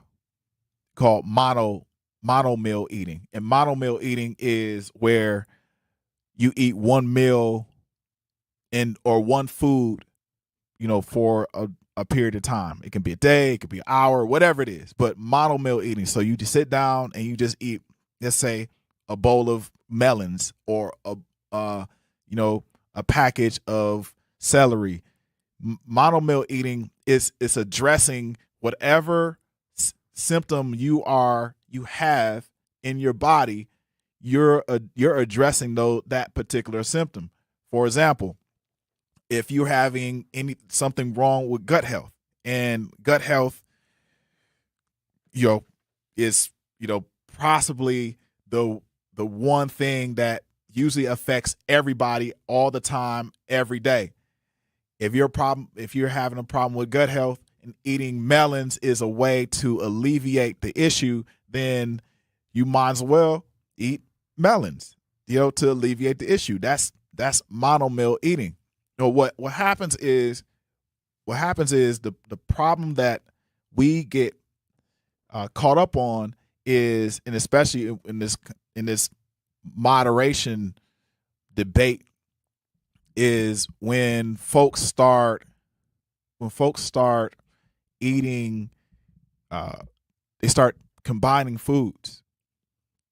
When people start combining foods, it could be from baking, frying, letting the food sit out, whatever it is, right? When you start combining foods and this food gets really, really good, and you start overeating, then you bring in this, and this debate comes up about moderation. And I think it's also a part of a cop out. Moderation is a way for people to say, man, I'm and this is my opinion. I believe, especially in this society where a lot of times moderation doesn't exist unless we regulate it, we will continue, like in this American society, we will continue to eat and eat and eat, and it causes, and as it causes these diseases, then we go back to this, hey, I just eat everything in moderation. No, I think you probably have to just cut back on eating, and like not just be in moderation, but like be without. And if we're being without, then people start to miss whatever it is that they had, and then they will go back to this moderation piece. In reality, like forget in this society, forget moderation. Maybe it's moderation without consuming. So versus we're going to leave consuming out. We're going to leave the food out, and we're just going to moderate. We're going to tote the middle line of not eating. We're going to fast a lot more. Some of us, some people do Daniel fast. How many people out there do the Daniel fast? I want to know, like, how many folks do the Daniel fast? And I know the Daniel fast is really important, especially for folks who are in our Christian community. And most folks do the Daniel fast in special occasions, but primarily I know people do the Daniel fast during the first of the year. So I'm gonna take some folks from the chat. Happy Wednesday, Truth Nation of Alfonso Dupree. I7E says, Happy Wednesday, Truth Nation. Mahdi. Alfonso Dupree says, it's funny how I see people that are complaining and watching what they eat are the most unhealthy people. What's the Daniel fast? Looney 504 says, what's the Daniel fast? And Alfonso Dupree 7E says, you eating less or healthier, but don't walk or exercise. What's the point? I get it. I'm gonna look up the Daniel fast right now because I want to get it right. I want to get the Daniel fast right. I'm gonna look up the Daniel fast real quick. Daniel fast. What is it? I know it's like 21 days, but what is it, Daniel fast? It's very interesting. So the Daniel fast is biblically inspired. The Daniel fast is a biblically inspired partial fast focusing on plant-based foods, prayer, and spiritual discipline, often practiced for 21 days. So the Daniel fast basically, is based on the experiences of the prophet Daniel out of the Old Testament. Daniel in the Bible, his friends chose to abstain from the king's rich foods and wine instead they were consuming vegetables and water to remain obedient to God. So basically, he undertook a 21-day period of abstaining from the king's foods. And I'm pretty sure like we think about folks in those days. This is real quick. I think we think about folks in those days, and we're like, man, they used to drink wine. In some parts of wine then is not the same wine now. And also in certain parts, and don't get me quoting something wrong. I'm not the wine expert. I don't even drink. But in certain parts of those areas, wine in the way in which we think about it was an enjoyment, but in certain parts, something was called wine, and it wasn't an intoxicant. It was a herbal remedy, and also in those parts there wasn't much water. There wasn't like water running out of the faucets until later. So water wasn't running from the mountains into the faucets, unless you were in the land of Kemet, in which they did have faucets and some of that stuff running from the mountains, or they will find a water source and then have it running through certain homes and through some of the pyramids. So yeah, you would definitely find that. But if you're talking about those areas in which kind of the Bible, it would call it quote unquote the Bible days, wine wasn't used as an intoxicant primarily.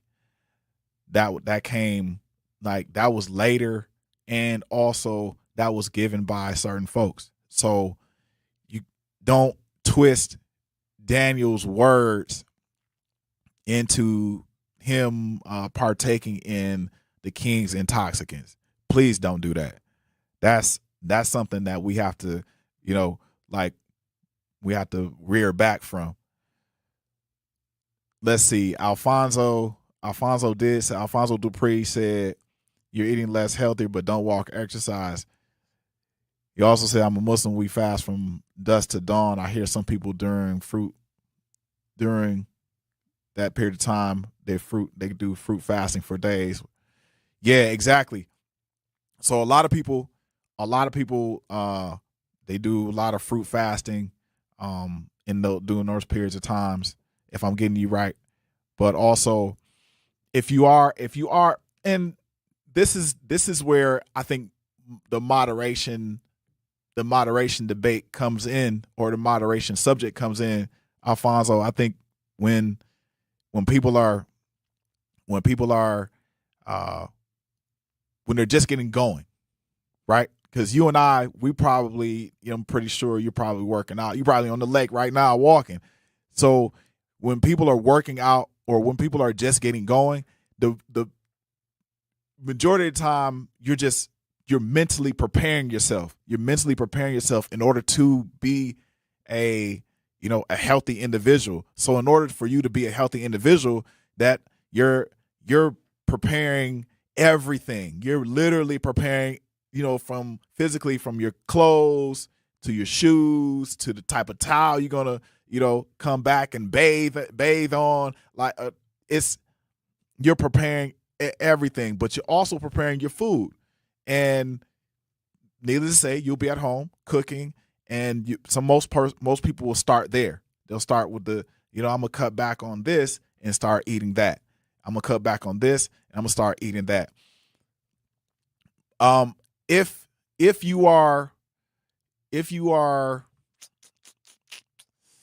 you're just starting out, and this is, I guess, my advice. If you are just starting out, make sure that you have a partner. Number one. And Alfonso, you can back me up on this, right? Make sure you have a partner. And tell that person, hey, this is what I'm about to do.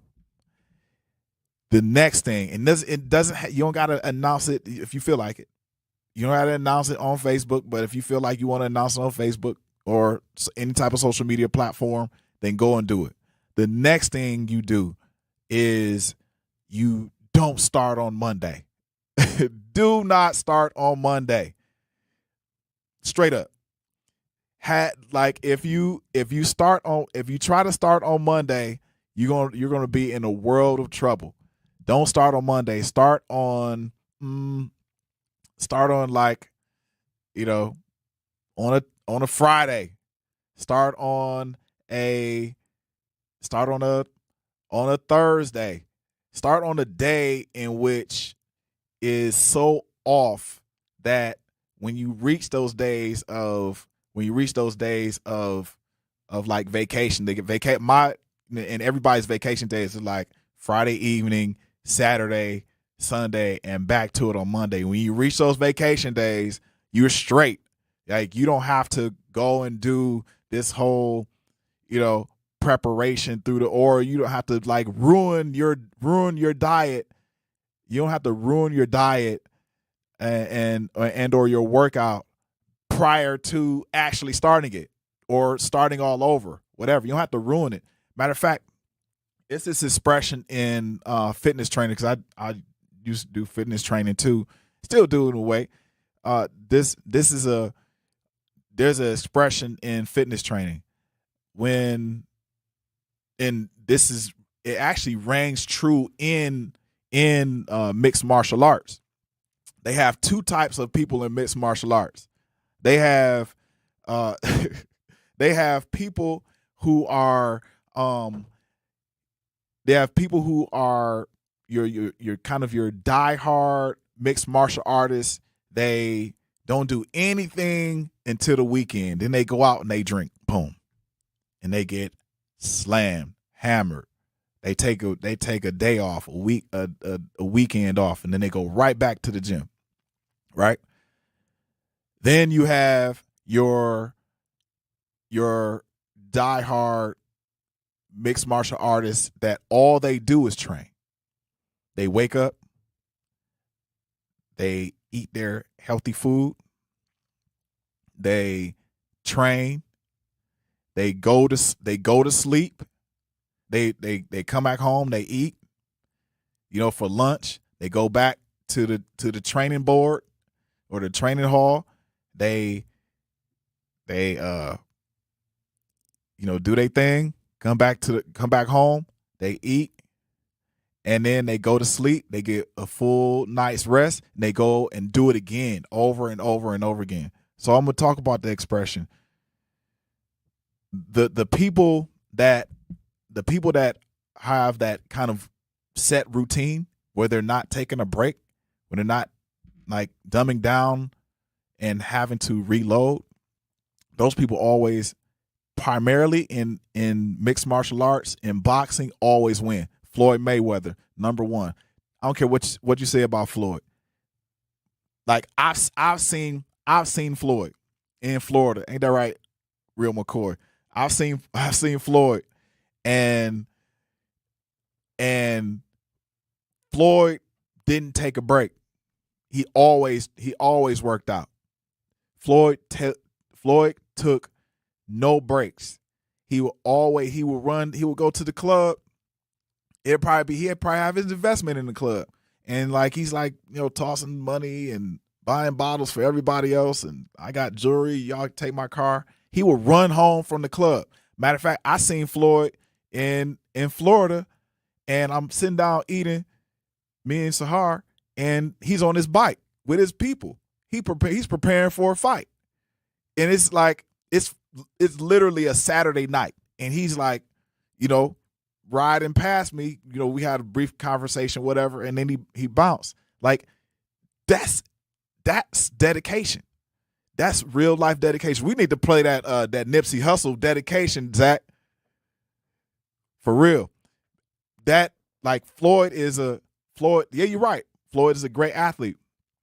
But then you have that one athlete, that other athlete, that when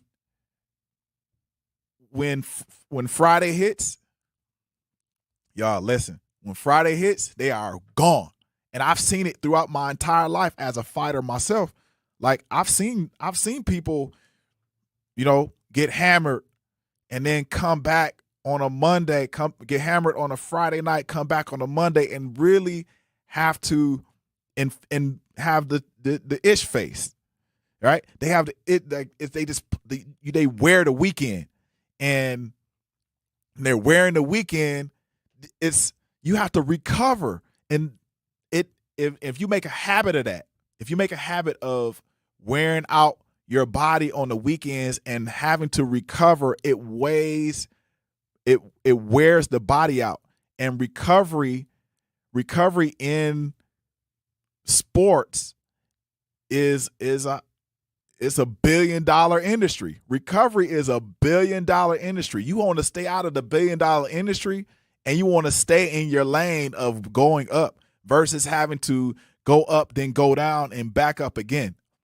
It was crazy. Like you don't want to have to recover, because over time, when you hit Monday, by the time you recover from the weekend, because you already made gains by that Friday, by the time you recover from the weekend, guess what?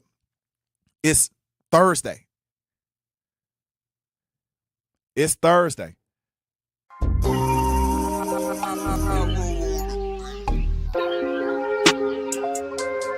Yes. Welcome back to hour number 3 on Wednesday. WINSDAY. We're going to go to the chat, but, we're going to talk a little bit about this, but I'm not going to spend too much time on it because we got to move on. This is the Grapevine, Manon Sabir. If you want to call in, 833-212-1017, 833-212-1017. We're going to talk about Black women's hair, toxic products, and detoxification in a minute, but I'm going to hit this chat real quick. So, okay, man, it's been blowing up. Okay, let's go with this chat. Mild Elephant says fasting is great regardless of what one eats. Real McCoy said facts. I started on the Friday. Never thought of the weight of a Monday. Start off. Good point. Marty Alfonso says, I'm 55, no pork, no seafood, no beef, no alcohol, no smoking. I'm cutting trees, installing roofs, working 80 and 100 hours. Hey, man, I'm coming to work with you. He also says, yes. Real McCoy says, real accountability partner, yes. Not really a city girl says, great discussion today. We're going to have some more of these discussions. If y'all like it, let me know. Let's see. I probably missed a few. McCoy said, I thought the body needed rest days, though, Sabir. Yes, the body does need rest days, but when you're in high-level competition, and especially if you're in a stressful environment, and the environment in relationship to where you live is compounding toxins on your body and inside of your body, make sure you get out. Your rest day can be also a work day, so you can go and do nature therapy at the beach, nature therapy in the woods, stuff like that. That also is a part of your workout too. So Alfonso Dupree says, stop eating healthy foods. Look, I need my glasses. Stop eating heavy foods after 6:30 p.m., 7 p.m. Immune system is slowing down. That's true. The body is a microcosm of the macro universe. So as the moon starts to, for us, rise or circumnavigate, you want to bring the levels of what you're eating down to a very, very minimum and or a stop. Alfonso Dupree said Floyd's a great athlete. Yep. Mike Tyson was a beast too, big time. LeBron spends over $1 million a year. Health is wealth. What happens is, like, yes, that's and there was somebody addressed that too. Mike Tyson or LeBron James spending $1 million, not necessarily what he was spending. It was what he was partaking in. So he probably has a hyperbaric chamber. He probably has a the highest level custom made sleep number bed. He probably brings in a special chronobiologist to help him sleep. Rest is really important. He probably also has a running a home physical therapist along with someone who's at the gym with him. So he's probably, he probably has a sauna that follows him around. It's like he probably has all of this stuff, and it probably add up to a meal, probably add up to 3. But that's his money, and that's what he does. For us, who barely had $30, then hitting the heat salon, the sauna place, or the place on the beach, or just going to the Y and just knocking it out.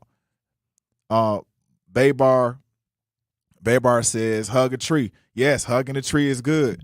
Hugging a tree. If you ain't hugging no trees, they call it grounding, and it gained like notoriety over the last couple of years because some folks, I'm not gonna name names, some folks were like, man, I'm gonna start walking barefoot in the grass. Well, yeah. Why? People were walking barefoot in the grass, but honestly, we've been walking barefoot since the beginning of time. We've been walking barefoot. We walk barefoot all the time since being born in Africa. All of us having DNA in Africa, that's what happens. You walk barefoot. Matter of fact, I remember being in Africa, and that was one of my things. Like, man, if I'm running around with some of the kids in the village, I'm taking my shoes off, going into their house, and it's dirt. So might as well, if it's dirt on the outside and dirt on the inside, I might as well just keep my shoes off and keep walking around barefoot. All good. And I felt better. I felt like I didn't have these orthotics on my feet trying to walk. So yeah, it's necessary. Grounding is huge. It's necessary. You have to ground your body. Your body's full of neutrons, electrons, protons, and nucleuses and nucleic acid and all that other stuff. So your body has to stay electric. The reason why you pick up your phone and it lights up isn't because your body isn't electric. It's because your body is electric that the phone picks up on the value of the electrons in your body, and then it lights up, and now you're looking at your phone ready to play on it. I'm going to switch subjects today. I'm going to talk about, and I have a 6-year-old that has to have her hair done every day. And man, the other day we were just late. She was supposed to be at school at 7:35, and she didn't want to get her hair done. And she's solid. Like, she will sit there, but it was just wild. It was all over. I was like, okay, listen, let me take that back. I didn't want to do her hair. I didn't want to do her hair. I just didn't. I didn't want to do her hair. It was all over the place. Her hair looked like my beard when I first wake up. It's just nappy, all right? And she has 4C hair, but it has a lot. It's thick, and if you blow it out, man, the hair goes. It's all over the place. It's like one of the old Prince. If we could pull up Prince, we got an old wild shot of Prince with like all the hair out. Zach, pull it up once. Let them see a wild shot of Prince. I'm gonna tell you, I didn't want to do her hair, man, and I had to comb it. I had to put some stuff in there, whatever, like some chibi oil, and then comb it, brush it up, and then put it together. But I started thinking about like the hair products that we put in our kids, our daughter's hair, especially young young black girls, because that's when, you know, we kind of first start developing the relationship with our hair. And there's always redevelopments in the relationship with hair, right? So I started thinking about the chemicals that go into our hair generally, from kids to adults. And we spend a lot of time, we spend so much time talking about what we eat, but we need to also talk about what we absorb. So there's been more research connecting hair products, relaxers, chemicals, fragrances, and endocrine disruptors to fibroids, hormonal imbalance and health issues, reproductive issues, inflammation, and cancer concerns. And so there have been a number of individuals. There goes Prince. Yes, I mean, she don't look like that. Wait, take that down, man. My daughter don't look like that. But it's or you can keep it up. It don't matter, man. People know you kind of know what my daughter look like. Her hair is bigger than that. It's like 3 times that size. But y'all get the gist. You have to find a different. He had his hair, it was blown out though. Do the blowout. So look, I mean, put up like this is funny, man. I'm having a fine time. I'm gonna go to the chat real quick because we need to talk about talk about chemicals in our black people and the black women's hair. And why are like harmful products marketed heavily to black women?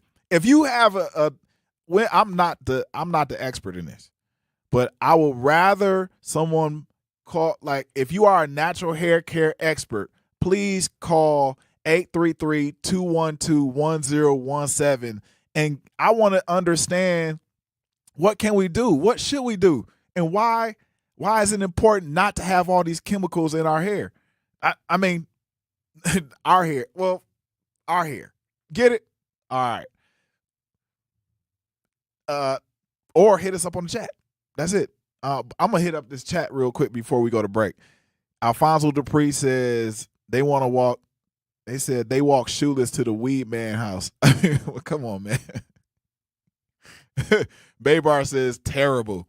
Real McCoy World says you need to learn the quick hairdresser hacks. I do. That's why you should, come show me. Alfonso Dupree says it sounds like y'all spoiling her. Probably. She's 6. Sounds like she knows what she wants. Yes. That little girl knows exactly what she wants. We went to school late, and she walked in that school and was like, in the air, affecting indoor air quality and bystanders in the same space through secondhand exposure. Vaping emissions can also accumulate on clothes, hair, dust, and furniture, leading to exposure risks to bystanders of all ages.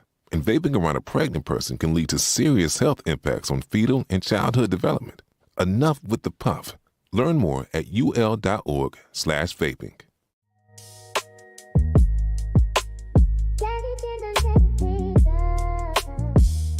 Yes. Welcome to the Grapevine. That's a cold beat. Woo! Can we get like 15 seconds of that? A little more? Ooh. That's an ugly face beat. God. Oh. Okay. Welcome to the Grapevine with me, Manon Sabir, with the ugly face. We're gonna get to our sponsor real quick before we get to the caller. American Family Insurance is a proud sponsor of The Truth. For almost 100 years, they've been committed to helping families protect what matters most: your home, your vehicle, and the dreams you're building every single day. And if you're a part of The Truth audience, you already know. You work hard for yours. That's why having the right protection in place matters. American Family helps you stay ready for whatever life brings so you can focus on moving forward. Insure carefully, dream fearlessly with American Family Insurance. Get a quote or find an agent at amfam.com. And we're going to hit this 833-212-1017, line 1. Gabrielle, you are on line 1, The Truth Radio 101.7. What up? How are you, Sabir? Thank you so much for this great conversation today. Ooh, thank you, Gabrielle. Yes. What's yes, up? I'm calling all the way from South Florida, and I'm calling about the topic of natural hair care because this is definitely a problem. Yes. This is a problem for us in our community because for some reason, like we've adopted the idea that our hair, I heard you mention your daughter's 4C hair earlier, and unfortunately they're not like out in society. I don't have a name for who they is, right? Yeah. But out in society, it's not going to be a celebrated characteristic of hers. You know, it's Right. that if for some reason we're made to feel that we need to straighten our hair in order to be this picture perfect idea of beauty, you know, and like you mentioned earlier, you know, these chemicals that we use to maintain our hair as straight, you know, to change our natural textures actually do, you know, cause problems to us in the long run, sometimes even immediately because, you know, you have pregnant women that are trying to use these chemicals and they can cause, you know, problems to the fetus. So I'm not sure why it's so shunned on for us to wear our natural hair, but I'm in the natural hair care industry and I'm realizing that more women are embracing what naturally comes to them. So keeping our fingers crossed. Yes. Why do, with some of those, I guess, 2 questions. Why are the harmful products marketed heavily to Black women? Well, you know, of course, they don't want our strength duplicating itself, right? That's deep. And if they can break us down, you know, physically first, you know, of course, that'll make us the weaker of the races. I mean, in my opinion. Yes. But at the same time, you know, making us feel like we need to fit in with what their European standards of beauty is. When in all actuality, Manon, if you look at it, like the other races do so much just to look like us, you know? Yeah. And it's like at the same time, it's so misconstrued because here we are trying to kind of look like them by straightening our hair. Right. You know, I don't know. I don't know where we got the message kind of just not misunderstood, but some way, somehow, you know, I feel like we're getting back to what we originally thought as beauty standards. I see like on the runway now they're wearing Afrocentric hair, you know? Yeah. So I feel like slowly but surely we're coming back. You sound like a natural hair care expert. I do consider myself to be one. I've been in the industry for about 25 years now. So I've seen it all. I really only do natural hair. I don't use products that will cause harm. I actually have created my own product as well because, you know, what a lot of us don't realize is that when we take it back to nature, like you were saying earlier about even with something simple as grounding, but when we take it back to nature and use what nature has provided for us, those actually work better than anything that could be manufactured and put on, you know, manufactured and put on the shelf. So, you know, my products are really all just natural. I took it back to what I saw my grandmother doing in the kitchen when I was younger. That's right. You know, and when I tell you that works better than what they can sell at Walgreens or CVS or wherever people are selling their products. Where can we? What are your name of your products and where can we find them?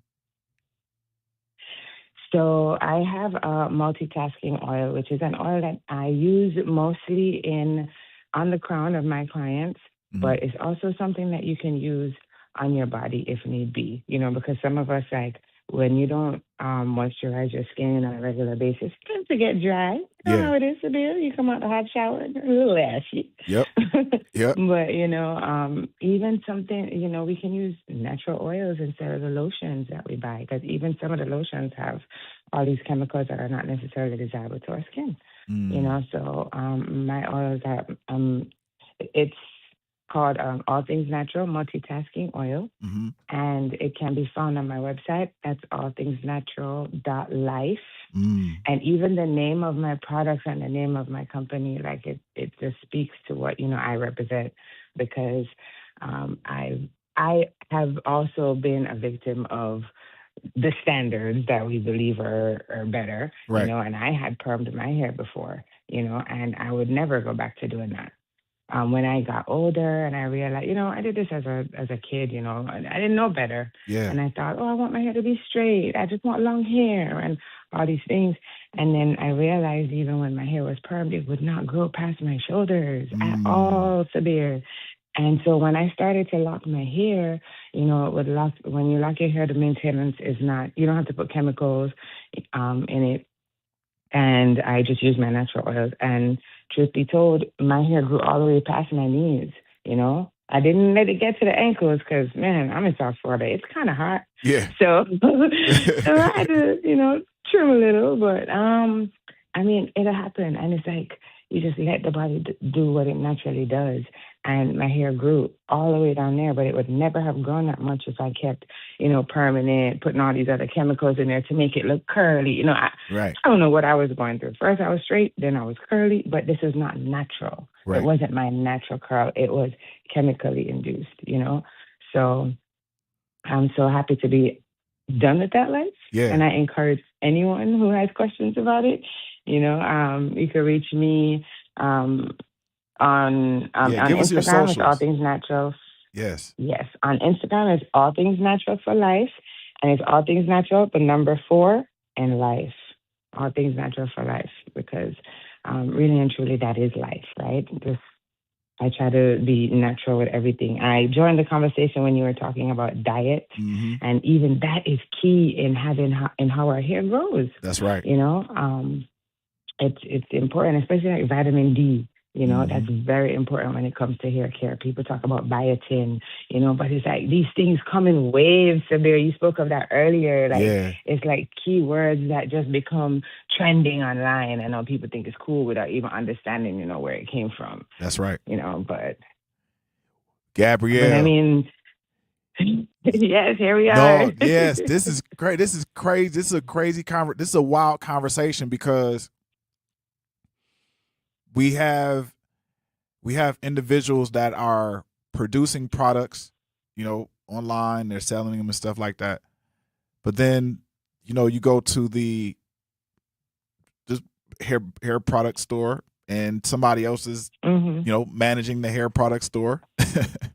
And they're not of our culture, but they're selling cultural products that are harmful chemical byproducts. And we need to definitely support your products and also other folks' products that are in the natural hair care industry. So give us your socials again, because this is important. Sure. It's All Things Natural for Life. I'm going to actually spell it out. It's ALLTHINGSNATURAL 4, as in the number 4, and then life, LIFE. And I'll put it in the chat in a second. Yes, put in the chat. Make sure everybody, you guys hit her up, hit those socials, and let's support the people that are in business. Gabrielle, thank you so much. Hopefully we can get you on the chat some more, because this is an ongoing conversation. Especially, we haven't even touched the grain of salt of what can be possible in this particular conversation, right? Oh, yes. Great conversation today. I'll definitely be here on Wednesdays. All right. Thank you so much, Sabir. Thank you so much. I appreciate you. You have a good day. Yes. Yo, this is fantastic because we're in an era where social media is quite possibly one of the most powerful machines in the world. One of the most powerful machines in the world because it affects almost everything if you are in the matrix of of social media. And it's proven us to be really the way of ways, like they look cool. It's just not a brand you recognize because of the fact that they didn't come up in the 80s and the 90s and the early 2000s when Michael Jordan and Larry Bird and Magic Johnson and two of those three players were wearing Converse, another one was wearing Nike, and now we have many others, but Li-Ning is still in the mix. Beyond basketball, Randall thinks golf will be a big part of the relationship between Curry and Li-Ning. I'm Bloomberg's Justin Milliner on the Black Business Beat.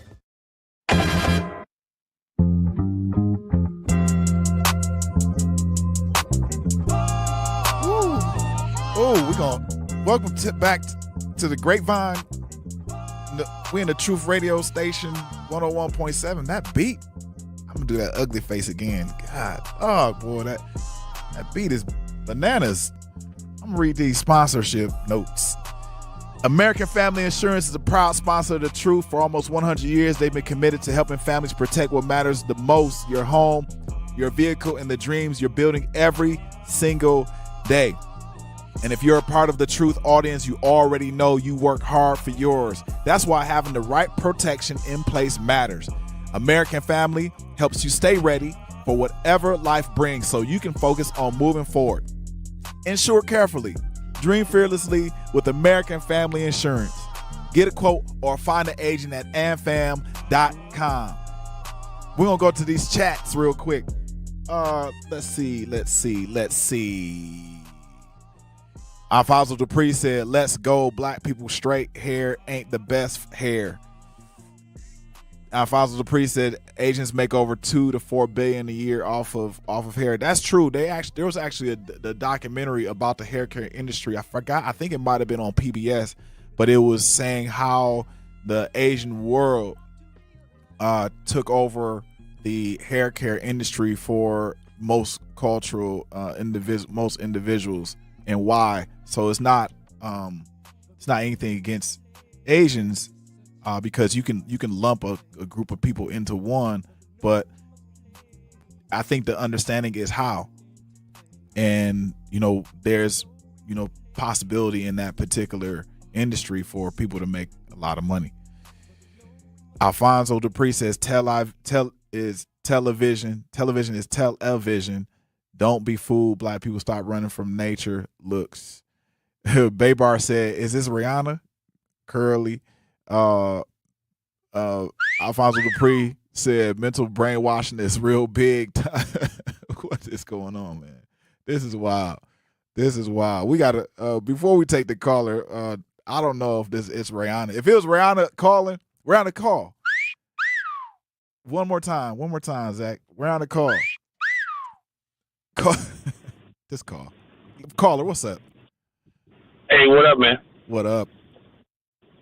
I really just want to say that, I talked to Sherwin about this the other day. If black women, and he agreed that if black women were to decide, even just for this summer, for 90 days, that they were not going to buy hair products from Asian beauty suppliers, right? Just the hair products, Sherwin believes that these people will go bankrupt. Yeah. And many of these people work and make money in our communities and then connect themselves to white nationalism. Mm-hmm. So that is something that I always speak out against when people come to our country that we built and don't understand that we built everything because of the whitewashed history. Mm-hmm. So this is against that, not particular individuals or even particular businesses, because this will be our opportunity to teach them what the truth is. Right. The other thing is, when it comes to women and beauty, I don't know that white men criticize white women for trying to get as brown as they possibly can be, to where you'll see a woman from the back and she's as dark or darker than Toni Braxton or Mary J. Blige, and then turns around and she's got blue eyes and she's a white lady because she lives in Florida. Yeah. So I think the great thing, we can look at this as a positive.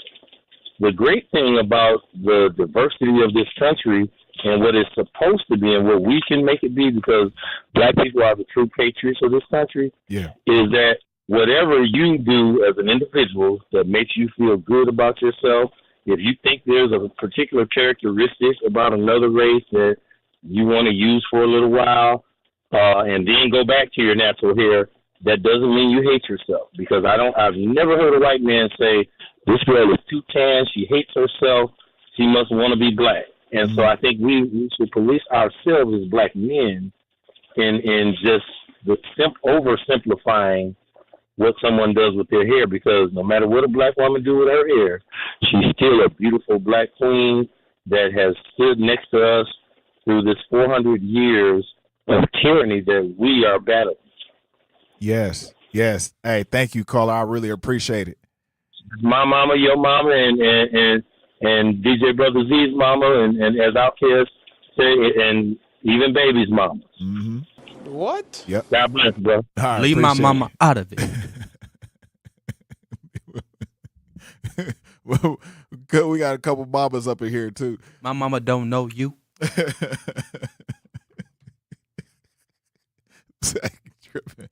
Listen. And if she do, then you got some explaining to do. I had no comment. You know, I think in terms of the bankrupt piece, I've been to China, I've been to a few Asian countries, and it is an industry. Really, it would have to be, in order for that to happen, because it'll happen on a very microscopic level. It would have to be where people do it in mass around the world. Yes, it can happen in certain communities, certain cities, certain states, regions, country, so on and so forth. But in order for the entire industry to really take note, then it would have to happen in part with, you know, a degree of additions to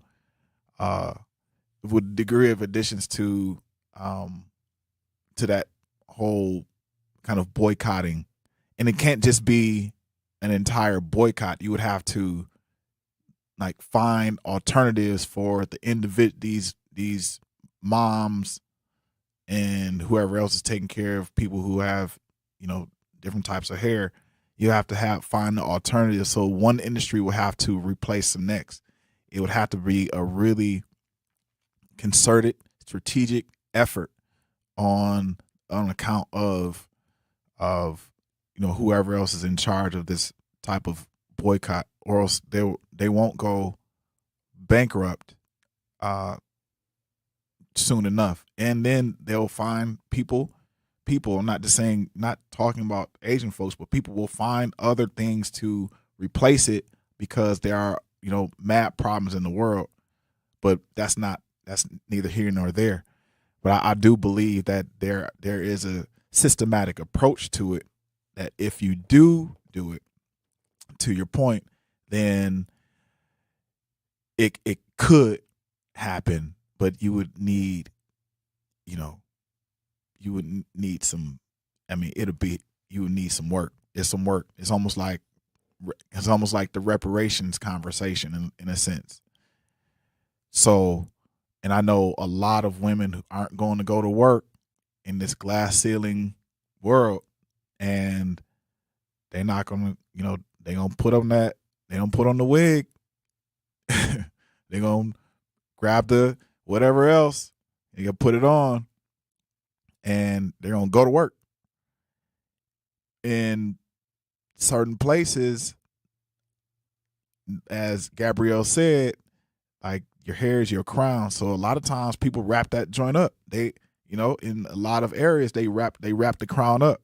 And is it possible that when you are looking at your hair, do you just need to just put a scarf over it, like old school, like moms used to do, or like some of the other faiths? You don't have to call yourself a Muslim or, you know, 5%er or whatever else, but, you know, is it possible you just wrap it up? Because the pressure from society is telling you to take the head scarf off from the nighttime and take that off and, you know, show your crown, which is fine. You know, that don't touch my hair like Solange, you know, don't touch my hair. But yeah, if you want to change it up, you can change it up. And I know most women do. They do it a lot, especially black women. They change it up, and they're leaders in kind of the hair care and hairstyling industry since the beginning of the time. But I think there are changes that need to be made. If you're not detoxifying yourself from these harmful products, here are some detoxification techniques that you can use. You can start hydrating yourself, drinking a lot of water. You can start sweating. So if you're not sweating, then you know, the follicles, and I'm not the expert, but I'm pretty sure the hair follicles aren't getting nutrients and aren't replacing old nutrients with brand new nutrients, right? Or exercise. You can sleep. You can literally sleep. You can stop drinking. You don't have to take in alcohol. Alcohol numbs the nerves. I could talk about alcohol in, you know, many different formats, but I'm going to take this break and we're going to pay these bills. Zach, take me away. Life's better with American Family Insurance because we know you love working weekends. If it means working on your dream home, both inside and out. And we're here to help protect those dreams so you can enjoy peace of mind. Save up to 40% when you bundle home and auto. American Family Insurance. Get a quote and find an agent at amfam.com. Products, pricing, and availability vary based on where you purchase insurance. Physical too, y'all. It is physical too. I'm going to go to this chat real quick. So let's see. The chat. Alfonso says mental brainwashing is real big time. Yes, it is. And black man was told not to judge or tell the black woman how to wear her hair. The white man will send you home if you wear a fro. It's called dress code. Yeah, I'm not telling. Yeah, guaranteed. I'm not telling anyone how to wear their hair because I am tragic in that department. It's not. Man, the only thing I could do is do the little brush up joint, spin that little baby around, tie it up, out the door. I can braid a little bit though. Like I ain't gonna front. Like I will take down some braids and braid that joint right back up. But I need you know, I got a finger that just don't operate well. So it got broken in a fight a long time ago. So what? Yeah, man. Like bad tendons in my pinky finger. So sometimes it just seizes up. So maybe I just need to just continue to hire folks. Nah, I'm just joking. So I want to make sure that I want to drive home the point that if we are taking care of our hair, even if you like guys, if you got a beard, you got hair too, man. Like if you stressed or if you sleep deprived, if you're in a lot of environmental toxins, like your body keeps score. So remember, like you don't want to get to the point to where you're losing it. You don't want to lose your hair. Your body's going to keep that score. I want to say that as it keeps score, as your body keeps score, make sure you take in the right products or look for the right products. You got ginger, turmeric, chlorophyll, beet juice, ashwagandha. We got sea moss. You can take sea moss, leafy greens. You can start juicing. Oh my gosh. You can juice. You can literally juice. You can go and get a juicer from Target. You get a juicer from Target and just start juicing. Put some apples in it, put some kale in there, put some ginger in there, and you can start juicing. Like straight up. Just start juicing. You can grow your hair from the inside out. Straight that you can literally grow your hair from the inside out. So I'm closing in on the end of this show, and there was something I wanted to discuss, and I learned about it today because I'm inspired by it. I'm inspired by the fact that this individual has created an industry for himself. These two individuals have created an industry for themselves within their own fabric of their friendship. And that's LeBron James and Maverick Carter. They may be building a $5 billion international basketball league. And I don't know how confirmed this is, but this is huge. And it speaks to Black ownership in the global era. And let's break that down, because for a kid from Akron, Ohio, if you ever been to Akron, Ohio, man, it's small-ish. It's like our Madison to Milwaukee. We're in Milwaukee, that's their, like, it's that, but it's small-ish for people from Akron, Ohio. It's a little small town to come out of there, hoop, and pretty much keep their nose clean and hit the big time and bring their homies along with them and come out and thinking about ownership in this land of owners who are gatekeepers. They, a lot of times, not more people are starting to become minority owners and also majority owners. Shout out to Magic Johnson. A lot of people are starting to become that level of ownership, but having an international basketball league is one of the best ways to buck the system. And LeBron and Maverick, they're not saying, hey, you know what? This is an alternative to the NBA, but it's part and parcel of where a lot of basketball players are going. They're going into this era of, I'm going to save my money, or I'm going to multiply it. I'm going to talk to a person like Rashawn Williams and down in Atlanta, and I'm going to double this. I'm going to double, triple. I'm going to, invest in the IPO. I'm going to put my money in. I'm going to put my money where my heart is. I'm not going to put it in jewels, clothes, cars, the club. I'm going to reinvest it. I'm going to put it in appreciating assets. I'm going to put it in, if I got to put in old school cars, or if I got to put it in art, that's where I'm going to put my money. But I'm going to make sure that I am putting my money where my mouth is. And this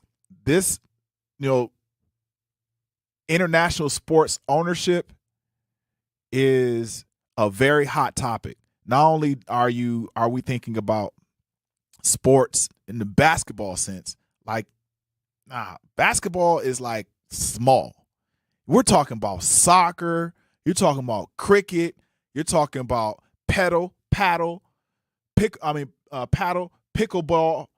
You're like those sports are huge. They're growing. So if you are even if you are an investor in any form of the word, please make sure you think about investing in international sports. Badminton, they got badminton, table tennis. I know in Miami there's a place in Miami where, and there's a franchise that this guy, it's almost like Anytime Fitness, where you go in, you swipe your card, you go in, you set up you do the sports, and then you leave, right? Like it's touchless.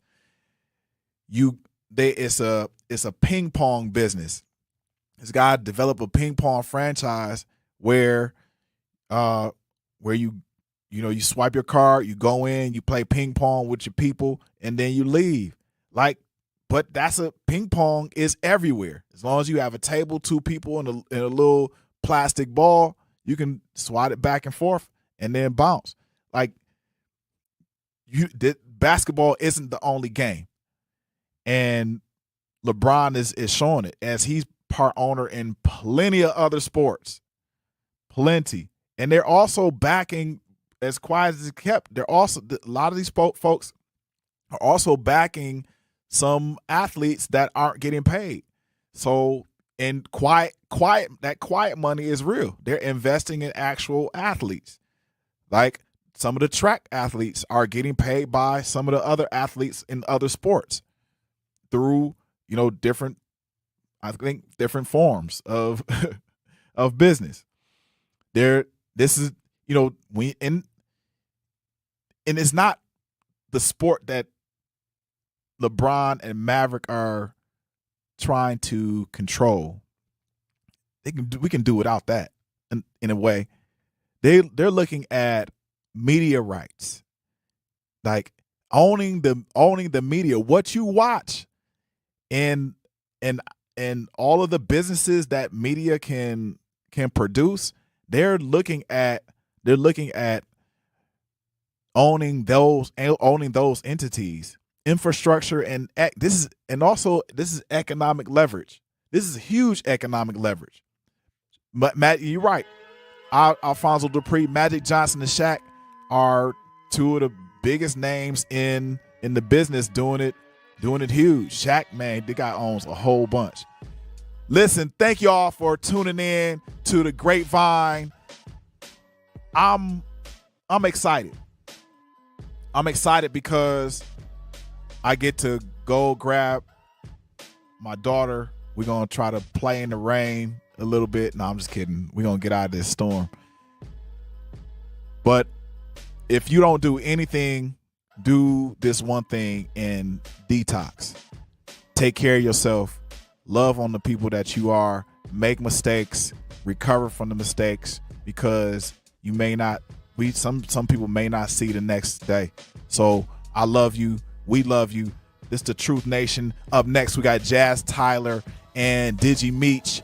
The Truth Radio, the Grapevine. Take me out, Zach.